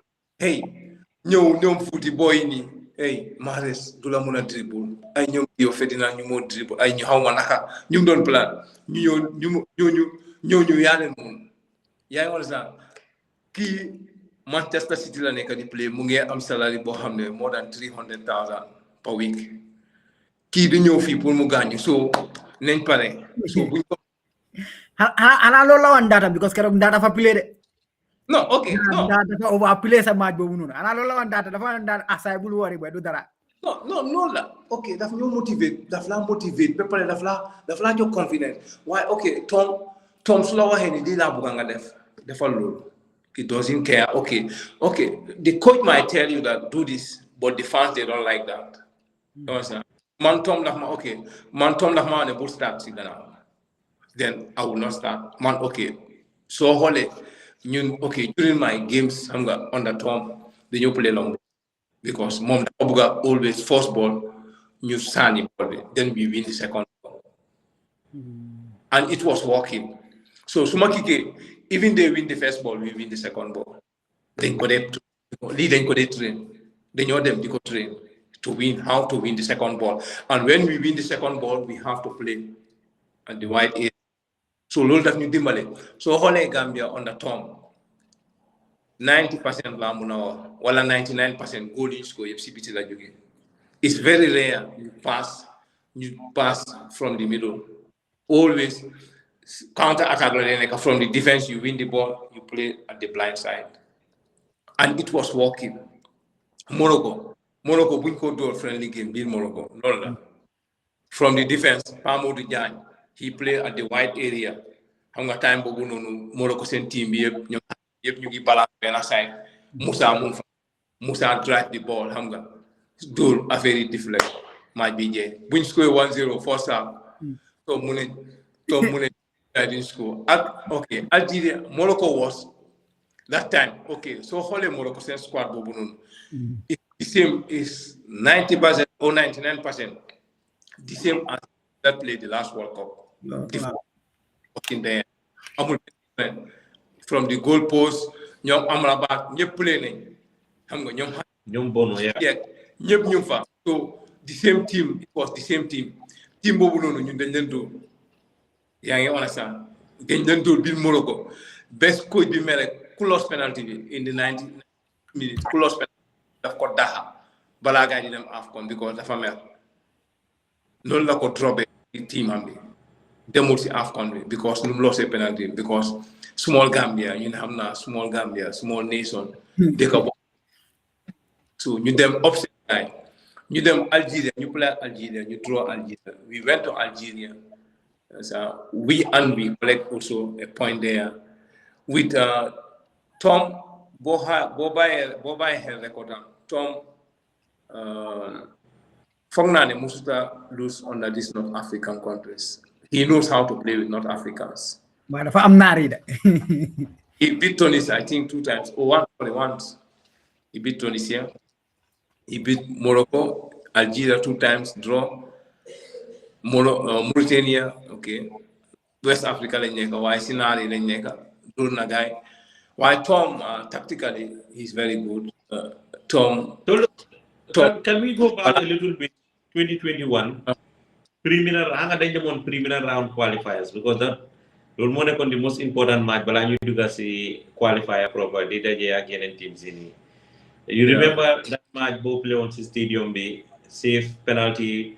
Boham against is it Angola? Boham the Munu Jobe to the group stages proper. Was against Djibouti. Djibouti, exactly Djibouti. Was against Djibouti, yeah. So that premier round most set the tone for the qualifiers for the 2021 AFCON. Well, okay, maybe small side like this. Okay, I was the man of the moment. I was the guy who carried the team, but I think it was collectively we work for it. I make some big saves in the shootouts. When we went to Djibouti, we were one goal down. Basane Timba Moscow goal there in the 90-something minutes to make it 1-1. Yeah, I understand. So when we came to Banjul, in Banjul we had a start, if I'm not mistaken. Oh, I'm not. Yeah. I think some fat of the I'm red card. How so? Bepale we conceded goal in the first 15 minutes against Djibouti. Ali goal and consider. Wow, then these boys who Abla Yamano who score. Then we went for shootouts. Then I make 2 or 3 saves. Yeah, 2 saves, I guess. Yeah. So win them are on penalty shootouts. I supposed to kick the number 2 on shootouts. So when they were choosing, I have the confidence I will shoot. So when I came to shoot, I had to choose because Tom asked us who is going to shoot. So Omar Koli told me that Toldo, you can shoot. I want to say, but when Omar told Tom that, Tom told him, no. Toldo have to concentrate on saving the penalty. So Hole is a good idea. Okay, let me just concentrate on the saves. Now, not put myself under pressure. In case I shoot the ball, I lose the ball, then I'm not focused anymore. Yeah. So, no, we have to remove that thing from you. Yeah, you understand? So, you're concentrated on the body, right? So, before the shootouts, I told them that Dina safety just score 4 goals. I tell them that just score 4 goals. Then Mandina safe. So yala def first ball must save, second ball must save. Third ball guys score, fourth ball guy now was out. So it was Fofula Johnny be starting now. Fofula Johnny be starting after the game they made the groupings. We were with top countries, DRC Congo, Gabon, and Angola. All of these countries, they have been to AFCON more than 10 times. Yeah, I understand. So you know them Gambia say okay, fancy them you know them halis like Gambia guy they know them halis. So they know them. So we went to Angola. We didn't train. We just trained once in Angola. When we reached in Angola, we met there. That time I was playing in Saudi Arabia, I guess. No, in South Africa. So we went there. We trained once. Then we played the following day. We're supposed to play with Angola. We start the game. 15 minutes. They score. They score us. So after 15 minutes or 10 minutes, Hassan respond again, 2-1. Then second half we scored 3 goals. So after the game, when we won Angola 3-1, that's the time we believe that we can make it. See on Monday, the stadium we draw 2-2, right? Yeah, we play with DRC Congo, draw 2-2. Then after my second game, we were still number 1 in the table. So after Gabon, we lose to Gabon game, we beat them 2-1. Because when they make Gabon, when you do it, Gabon 2-1. I'm not Tom, the home calculation. Calculation. When you Gambia, Mom. Okay, one not regular. Then do one because I'm not getting your we should not concede goal at any cost. Yeah, I understand. So today is gonna be the worst moment. Let's win 2-1 or 3-1. It's okay. It's not bad. But we can't lose. We can't beat them like 3-2. It's not for us because head to head, like I said. So Yala def new door guy 2-1. So it's like the same. Yeah, I understand. Why you seen 3 goals in the score first game. Lolu mo ñu dem so ñu nekk gaay xam nga so Angola ñu door Angola buñ doole buñu door Angola rek already we know that we are match bo bala Angola we went to we play with Angola first before we go to DRC Congo. Yeah. So before we Angola, we know that Tom said that we shouldn't concede goal. We have to score one and we have to defend it. So so then score better. So you defer. Boy Texas no. My okay, I have never played under pressure in my career like that. Okay, man musuma play game bobu no Angola game my first game in AFCON. Man musuma am pressure like that in football. Bunyo play at Angola last game to qualify, second to last game. A win, we knew a win. We are there. Yeah, I understand. I was not having team. I was in Gambia for 2 months. So Tom told me that I trust you and you will play the game. So I was training with Real Division. So I played and I made a very crucial save. Better save Bubuno. How much about the fan on them like Masalis.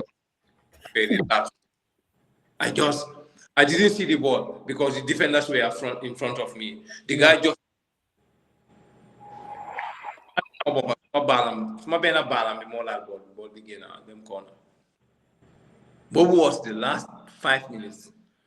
Might be there, you qualify. No link qualify. So going to the AFCON first game against Mauritania. So Bobo Tami, you must qualify. Yeah, I understand. First game in major time. When you want to so be Bobo not even taking don't they just Benedict. Okay. I'm gonna take a ball. Okay, I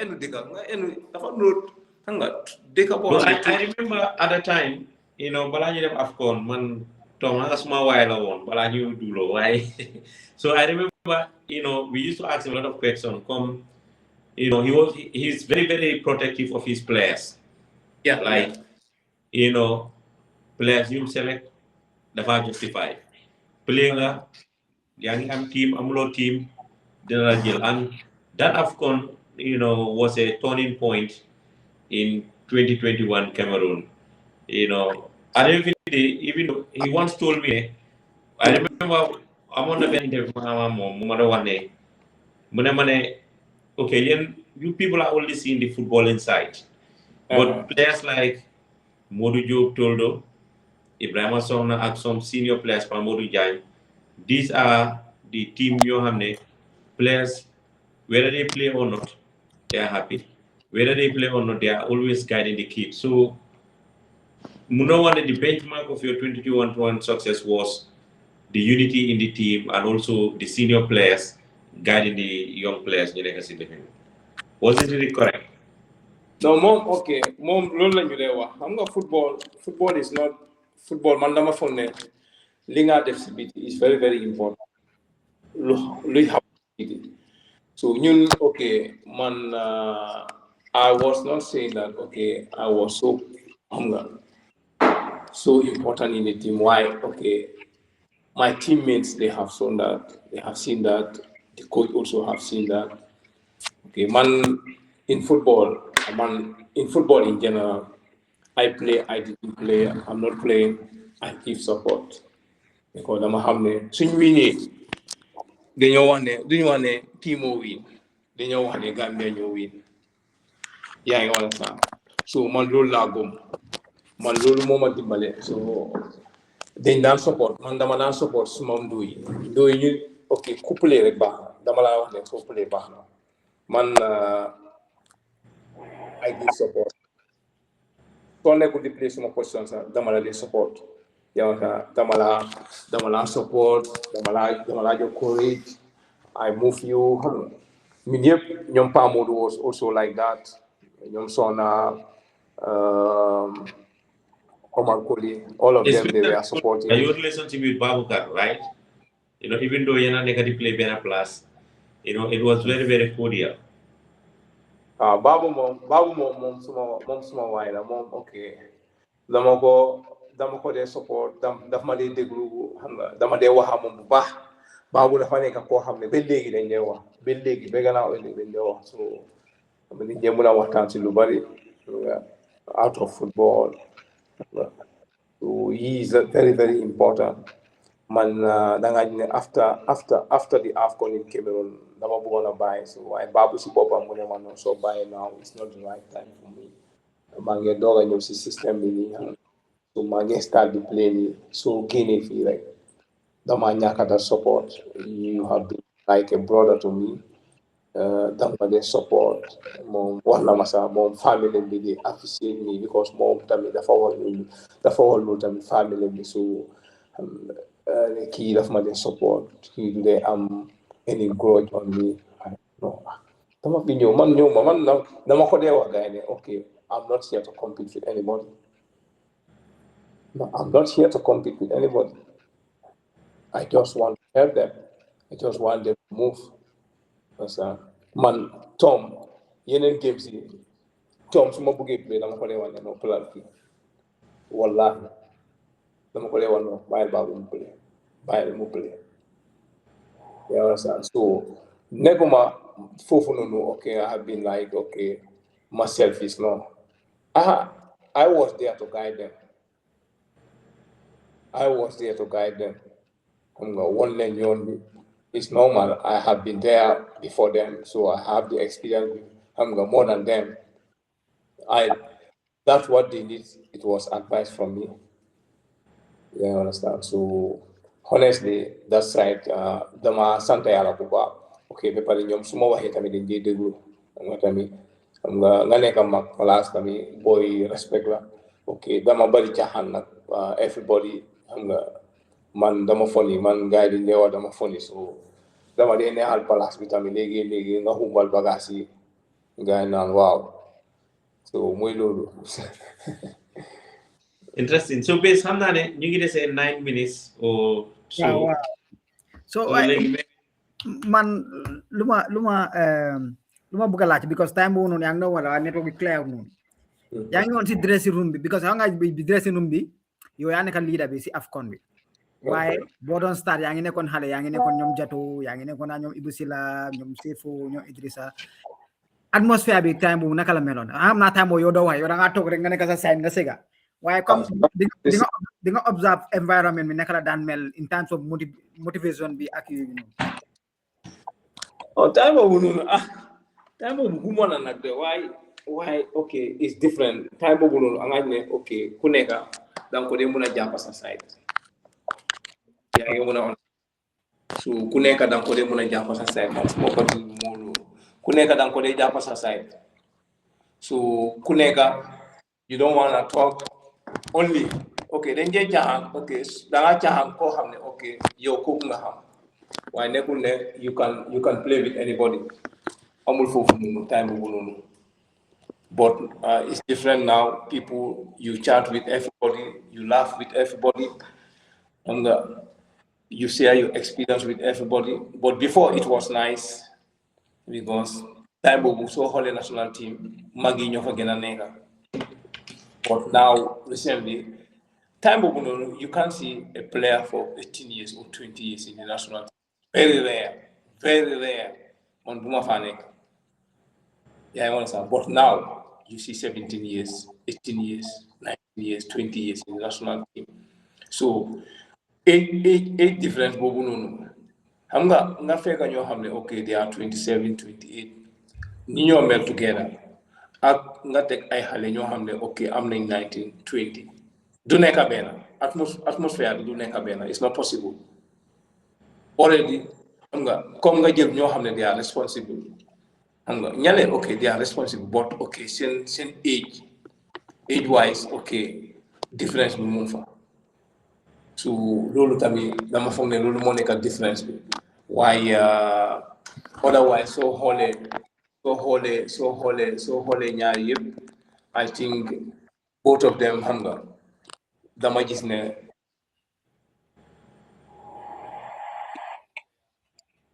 even before okay dañ daan dama feature xam nga koto yi naan Toldo da ngaa féeta su ma ñëwee xam nga dama man maa di suñu wàccee si boss man maa di paak bagage yi ok man dama nekk koo xam ne dama nangu laay boobu noonu ñoom bañaxaa su ma paree nii bañaxaa daf maa tooñ mu naan ma ne paagal bagage yi nii xam nga ma téye bagage yi waaye léegi comme yooyu amatul léegi xam nga yaa ngi understand léegi ok ñun yëpp morom lañ lu ma def daa ko def nga léegi nga bi doo ñëw nga ne nit ne ma ne dama nga raxas suma glove wala nga dem fóot suma daal raxas suma daal xam nga yooyu amul so da bañaxaa daf la daa raxas loo daal non bañaxaa moom suma waay la moom suma waay la moom duñ dee juboo nag loolu moo nekk problème bi la duñ dee juboo moom suma waay la moo baa démboo daf ma dee rus bu baax xam nga rus moo dox suñu diggante waaye bajaa moom comme kooku suma maam la ok man li ma ko nekk wax ok moom faalewul na moom ok moom tamit bay faal la so bajaa moom faalewul so ñooñu bajaa rek laa fa ñeme ña tooñ si national team bi bajaa rek laa ñeme ñu ma keneen ñoom ok ñu fa nekk ñoom Matthew Gomez dama ko dee ruus Sirif Samba dama ko dee ruus Sirif Samba ñoo dee fanaan benn néeg c'est daal xam nga ban time lañ dee wax waaw ma ne ko bro asalaamaaleykum faate time bi cop moo jot ma ne ko bro time bi jot na de leen dem cop duñ wax waaw ñu nekk si néeg sax ñu seetaan télé ni sax duñ wax ok because dama ko dee ruus yaa ngi understand mal Cissé Yankuba jegeñ naa ko bu baax ko duma daan jógee gaa seen kër waaye ok rus moo nekk seen diggante so ñu fa nekkoon kii tamit Modou Diagne former Hawks player ok moom nag koto bu cool la koto waaye koto bu cool sax moom tamit amul waaye passé ko tamit bu lifin kat la de caaxaan kat la daf dee mën a passé moom tamit dóor kasi daala la si pet nag waaw daa loolu la daf dee mën a dóori daala passé ko daf la dee mën a dóor daala nag passé ko tooñ rek la mun nag waaye underground la ko dee def so xam nga mata di fu la dee def moom tamit koto bu cool la nag waaye koto bu cool la moom tamit nag moom time boobu nag ko dee rus xanaa after buy ma demee ba xaw a mag tuuti commencé di waxtaan moom tamit dañ mën a waxtaan ba léegi sax moom tamit xam nga koto am na ñoo xam ne dañ ma dee si ñoo xam ne dañ ma dee mën a advice xam nga so dañ dee mën a chat xam nga daf ma dee mën a advice trial rek xam nga everything fine xam nga this thing is very good nga nekk mag understand nga gis sa ay raka ok ñu they are moving xam nga ngay jël sa téléphone you talk with them advise them to be honest loolu rek dafa neex si xool xam nga gis koo xam ne moo la mag ba pare moo la jiitu si game he is no more playing he retired from football they take their time to talk to you advise you ba dembo tamit daf ma daan advice bu baax baja George Lover moom tamit ok George min naa ko moom xaw naa ko min bu baax yaa sa kii tamit naka la tudda idi time bu leen daan wax bu baax sax after bu ma lusee contact am si lañ you learn from the best man George Lover Bajaha Badembo one of the best goalkeepers yu ñu am man moo tax nga garaaw no it's always okay like being a child then you grow up in a place where players, all of them, they are like big legends. They are great players. By force, okay, dinga jël kenn wala dinga learn something from one or two people. Even you can't learn from everybody, but you can learn from 2-3 people.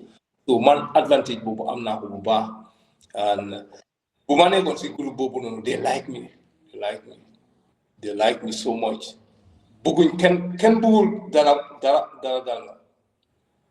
Yeah, so ñu ngi Republic waaye yow léegi yow play nga for almost 20 years in national team bi yow mun nga ñu nemal 5 players yoo xamante ne yow soo leen gisee si line up bi yow da nga am ne yow sa bopp da nga am ne game bi dinañ si am dara 5 players yoo xamante ne yow respectfully ñoo play al yëpp star lañ waaye am na ñoo xamante ne soo leen gisee si line up da nga am ne tey moom dinañ am dara xanaa yàlla ñëw de waaye dinañ am dara No, okay. Comme si dama play ak ñetti catégorie yu noonu yëpp. So matawut. waaye dangaa ne okay finally ñu ma groupe bu ma plan ñu qualify si AFCON bi. Okay, ñooñu laa gën a mun a wax bu baax because yeah. We made a big impact in Gambian football. Yóbbu Gambian football in another level. Suñ daan play wax dëgg nag example after our first game against Angola, Hassan Cisse was not playing. When we reached in Gambia, a day before the match, then the federation received an email from CAF informing us that Hassan will not play the match against DRC Congo. And Tom was so stressful. So Mune guy will qualify. So playing mind games. So that's time.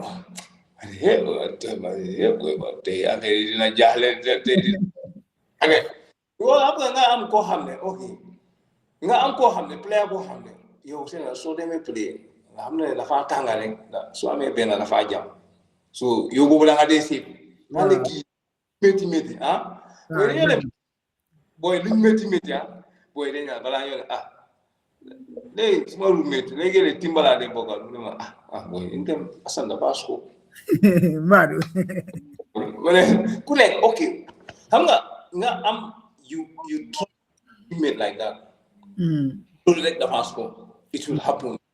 You didn't play now. Okay, Asan Mofanek, and then Coco John the Vasco. The Vasco, so the new play. Yeah, yes, Asan come Halan. Asan come Halan. Asan Munanika. This is a Halan, focus in Munanika with 10 minutes, 5 minutes, do this ball. Why tell Meko Bena Hefrek. Mutafala. So no. Asan, okay, he was so important. It's a team. Aka Sawaji, maestro midfield. Sawaji, Asan. Though they are key Solmar, and Hamza, yeah. We qualified. They were so very important. They were so playing. They were very important in that qualification. Asala Hamza Kan Modou Baro. Yeah, laka. No, Modou Baro. Okay, Modou Baro. Wow. Modou Sekaba. He was very, very important in the qualification. Dimbale team. Musa step up lately.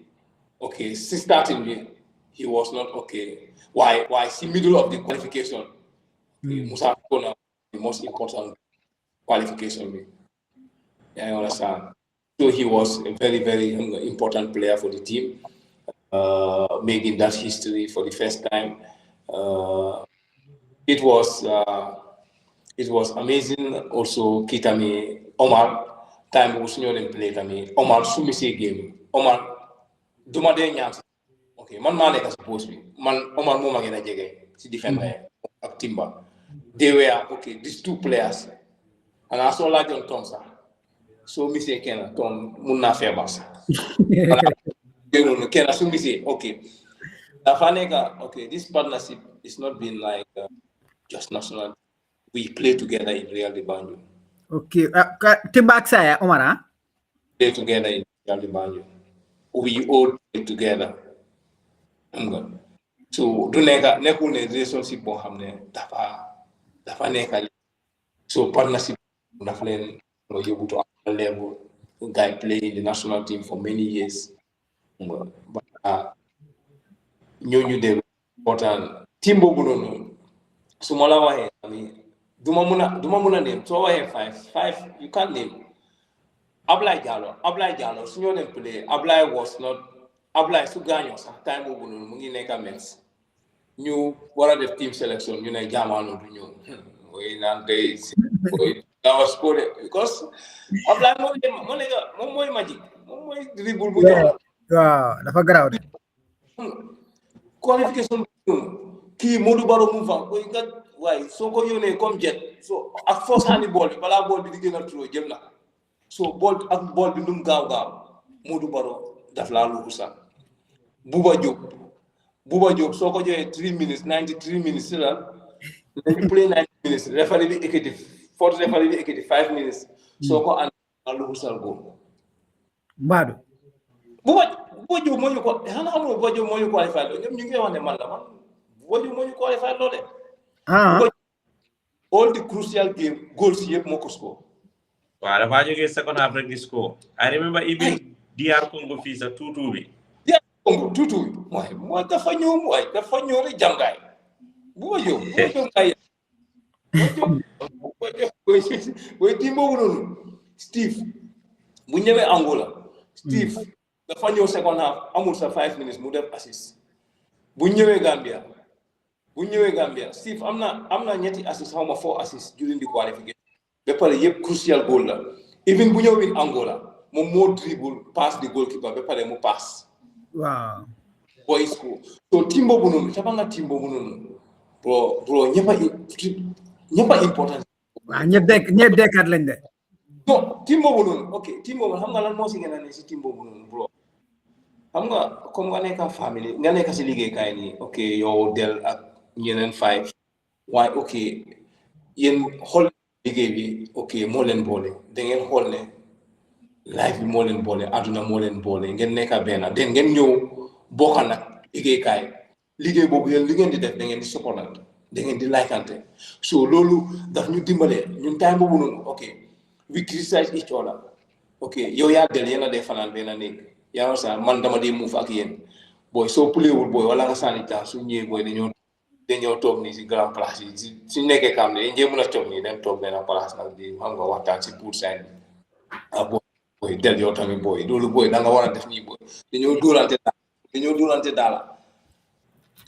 daala dañoo waxante digga dafay we accept for each other xam nga football tamit balaa moo gën a ne you accept for each other ba pare ngeen nangu ne ok kii mu nekk si leader kii su waxee dañ koo toppa xam nga loolu da dimbale team bi soo gisee ñu gën a ñu am success loolu si la gën a bokka and that we were so united soo laalee kenn rek laal nga ñëpp because man ma gis ne after sin first qualification bi sax ñun we were dañu daan select waaye after players yi xam nga they make that fight for us to be called again man la Pamodo ak kii na xam daal because understanding moo amoon man la Pamodo ak Timba waaye after na team bi players yi yëpp they speak with the coach and the team manager xam nga they settle everything we say ñu leen ne ñii si ay état ñii dañ leen soxla fii they are leaders we need them here in the team so noonu lañ ñëwee si team bi bu ñëw si team bi tamit dañ ñëw joxe yëpp liñ am yëpp dem def history si AFCON bi it's not easy xam nga it's not easy playing xam nga I dem si AFCON that year I think Gambia was the only newcomer suma mistake with them AFCON so they came on the last week Silento. Yeah, Mutani has been there so means we were ñun after buñ baloté xam nga Gambia rek ñun moom suñ balatoon léegi nii sax Gambia su waree am Modou ko sax dañoo wax ñun ñoo leen Gambia moom ñun am so buñ balotee affaire ñu nekk Tunis ñu nekk Mali ñun ak Mauritanie dégg Gambia coow bi am nga la nga dee dégg yow Malien yi ak naar yi Mauritanie ñooñu moom boys ñu ñooñu la gars yi paak seen ticket ñëw ñu si waaw te Mauritanie ok gars yi xamuñ ne Mauritanie soo ñëwee bàyyi la mu ñu Mauritanie xam nga amoon na expérience AFCON bi man ma laa wax ne game boobu is one of my biggest challenge game boobu noonu game yi Mauritanie man game boobu ak game yi Angola bi man musuma am pression game yi Mali bi awma pression man ok man dëkk bu mag man suñu doon play ak Afrique so man duma am pression xam nga yan team laa dee am pression ay ñoom Djibouti ay ñoom Guinée Bissau team bu ndaw ok boobu laa dee xaw a am pression because dafa métti nga play ak team bu ndaw play ak team bu ndaw waaye team bu mag so game bi daf dee ëpp so ñooñu du ma dee lagal waaye Mauritanie bi non boobu métti woon na suma kaw na dafa ne su fufee game bi su starté suñ bulee bisul moom ok boobu moom amatul pression bi moom bàyyi fu mu nekk nii player bu wax ne moom du am nervous wala du panic in a game non amul player boobu amul you panic ok di nga am pression waaye game bi su starté ok everything has xam nga yu yëpp game bi su starté rek yaa ngi baax pression boobu noonu daf dee dindi so maybe xam nga leena moo laa da nga am def ay mistake especially as a goalkeeper ñun xam nañ goalkeeper man so you say player dëkka ak player sa club I can play in my club every week I can do mistake but national team you can make mistake and make a mistake again even in Europe nañ la paak fale goalkeeper in Africa is the most in Africa dañ la support gis nañ ñoom Kamara fii he is the most in time he was the most talented goalkeeper kooku Gambia su ko amoon kooku su continué woon carrière would have been the best ever because he's a complete. Waaye léegi balaa ñoo close so na time waaye I want to ask you xanaa Musa benn mistake boobu moo tax Musa gaa génne ko si team bi moo ne la xanaa xamuloo because man mënuma understand goalkeeper def benn mistake mistake boobu too tax nga génne ko si team bi because man I personally after that mistake man déggatuma Musa ba tey ji ma xamul Musa su mu nekk yow xamuloo Afrique Gambia lay Ablaye Ndiaye xam nga Ablaye Ndiaye lay anga lay dem ko na to ñu la daf dee faate non xam nga Ablaye Ndiaye Ablaye Ndiaye fan la bàyyi football Ablaye Ndiaye they went for zone 2 ñu back pass ko mu ne dafa control ball bi romba duga foofu la bàyyi moom tamit foofu la bàyyi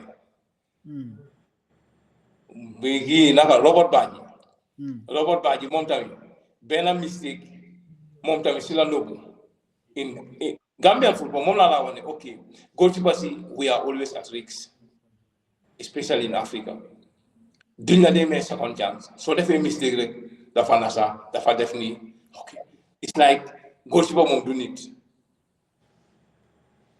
Pape Seydou bu ma la doon wax moo nekkoon ñaatali Pape Seydou booy goalkeeper bi moo doon toog si bench bi yaa ngi understand benn match gars yi dem Burkina Faso Senegal was leading Senegal dafa war a win loolu Senegal was leading 2-1 last minute kii mu gaañu Hadim Gaye mu gaañu ñu andi Pape Seydou gars yi am Burkina Faso am free kick si boori corner flag bi mu ngi doon sàccale waa ji spin ko xaw ma kii xaw ma left foot bi naka la tuddaati sax trop wala la xaw ma naka la tuddaati sax ban dëkk noonu Burkina Faso seen number 10 bi left foot bi ok dama di fàtte moo jël boori corner flag bi muskoo ko Pape Seydou c'est là foofu la ko Aliou Cissé expérience si national team dafa network dafa ne fi noonu tuuti rek moo bu nga ne ban kii Burkina Faso seen number 10 bi left foot bi is it Traoré yaa foog naa dafa jël free kick bi si boori corner flag bi la teg free kick musko last minute c'est si boobu noonu Pape Seydou c'est national team c'est duñ ko dee oo sax si non 100 people sax duñ ko oo moom c'est moom système bi loolu la dilité si système Africa moo tax being a goalkeeper in anywhere is risk goalkeeper moom ok ñun waru ñoo def mistake ok others can but goalkeepers if you do mistake otherwise but ñun suñu life is always in danger especially in Africa nga xam ne sax dangaa dem play nga def mistake ñu dem Gambia sax ne na Gambia li ñu def loolu Gambia yi moom saagante lañ ñu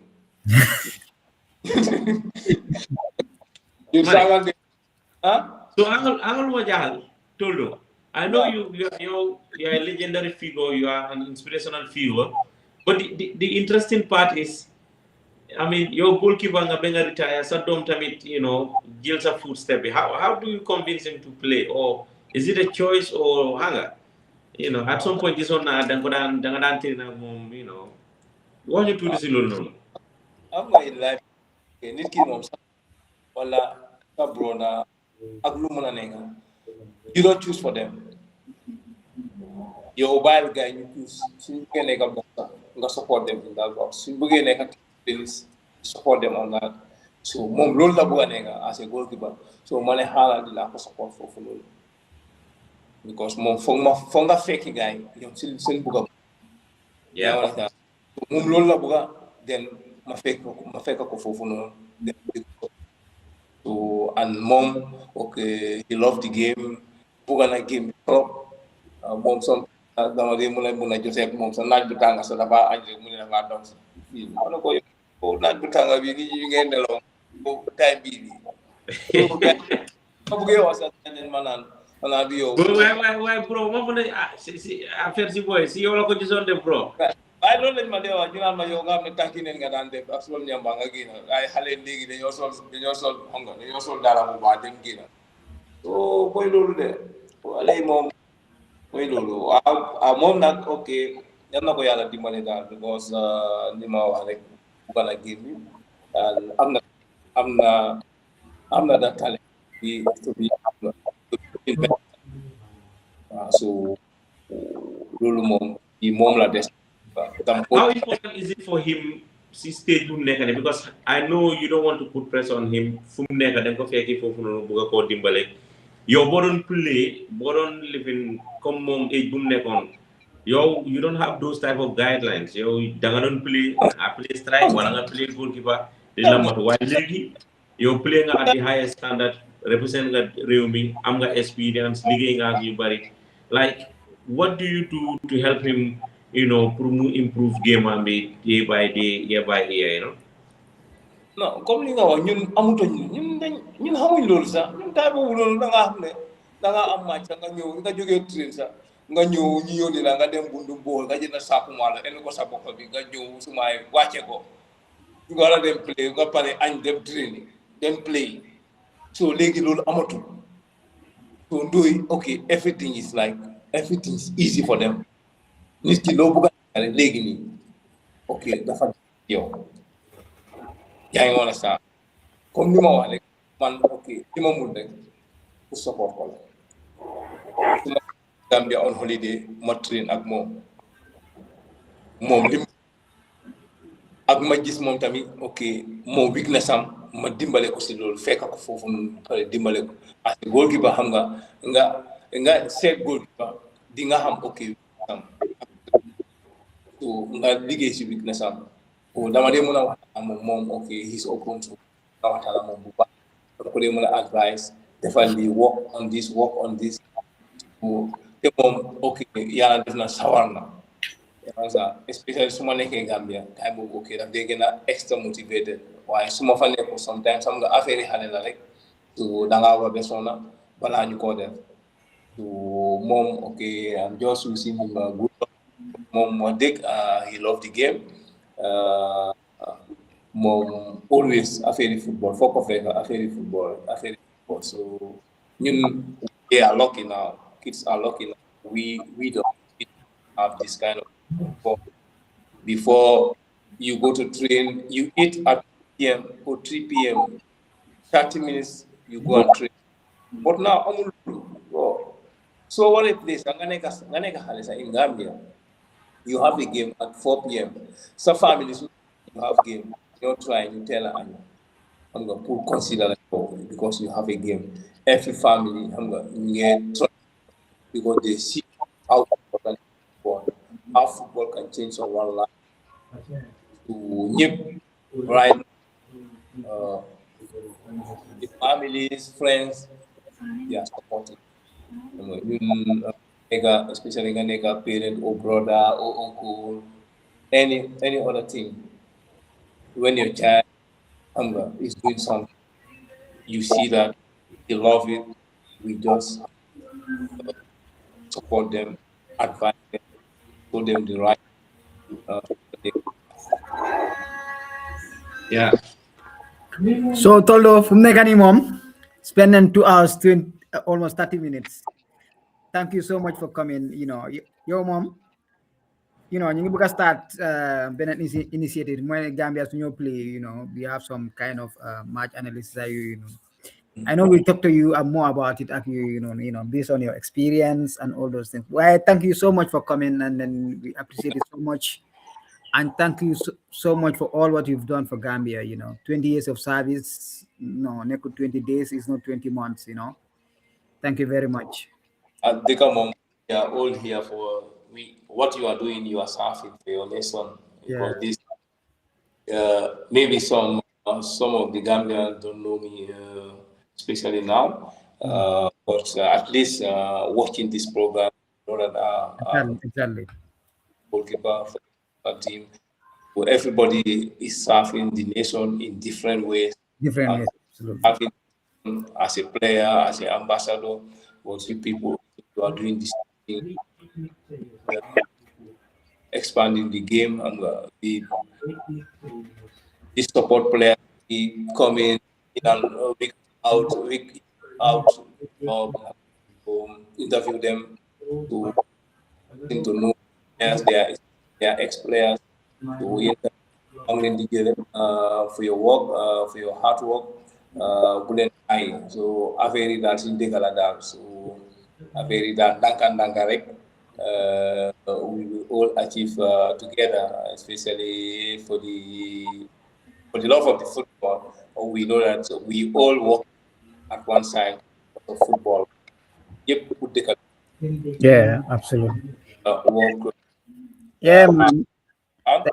Mana yang mesa fans wala yun yung hamang jobate you have mom small while I'm gonna Saudi, move here Saudi. Mom, okay, he was one of the guys that must support because do they miss time with Julie bro. Yeah. So, so many positive comments, man. So many positive comments. That's great, man. Your comportment, your attitude, all positive attitude.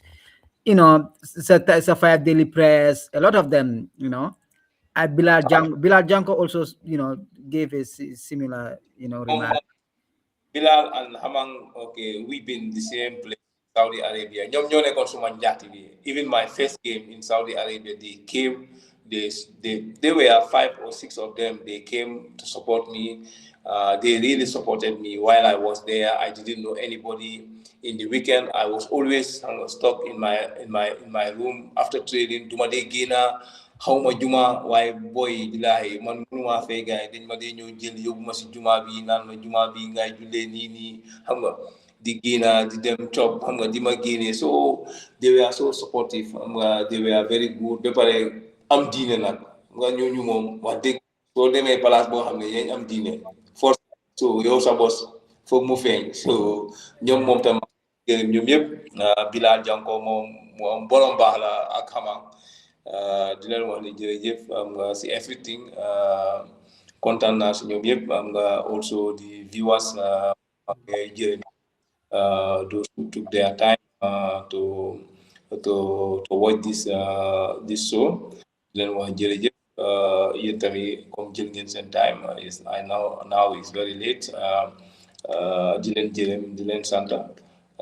yàlla yaagal leen suñ kanam yàlla tam programme bi tamit yàlla jëlee ko si stage bi yóbbu ko si benn level bu ngeen amen well thanks man, appreciate it man. Welcome sir. Okay viewers, thank you until we come your way.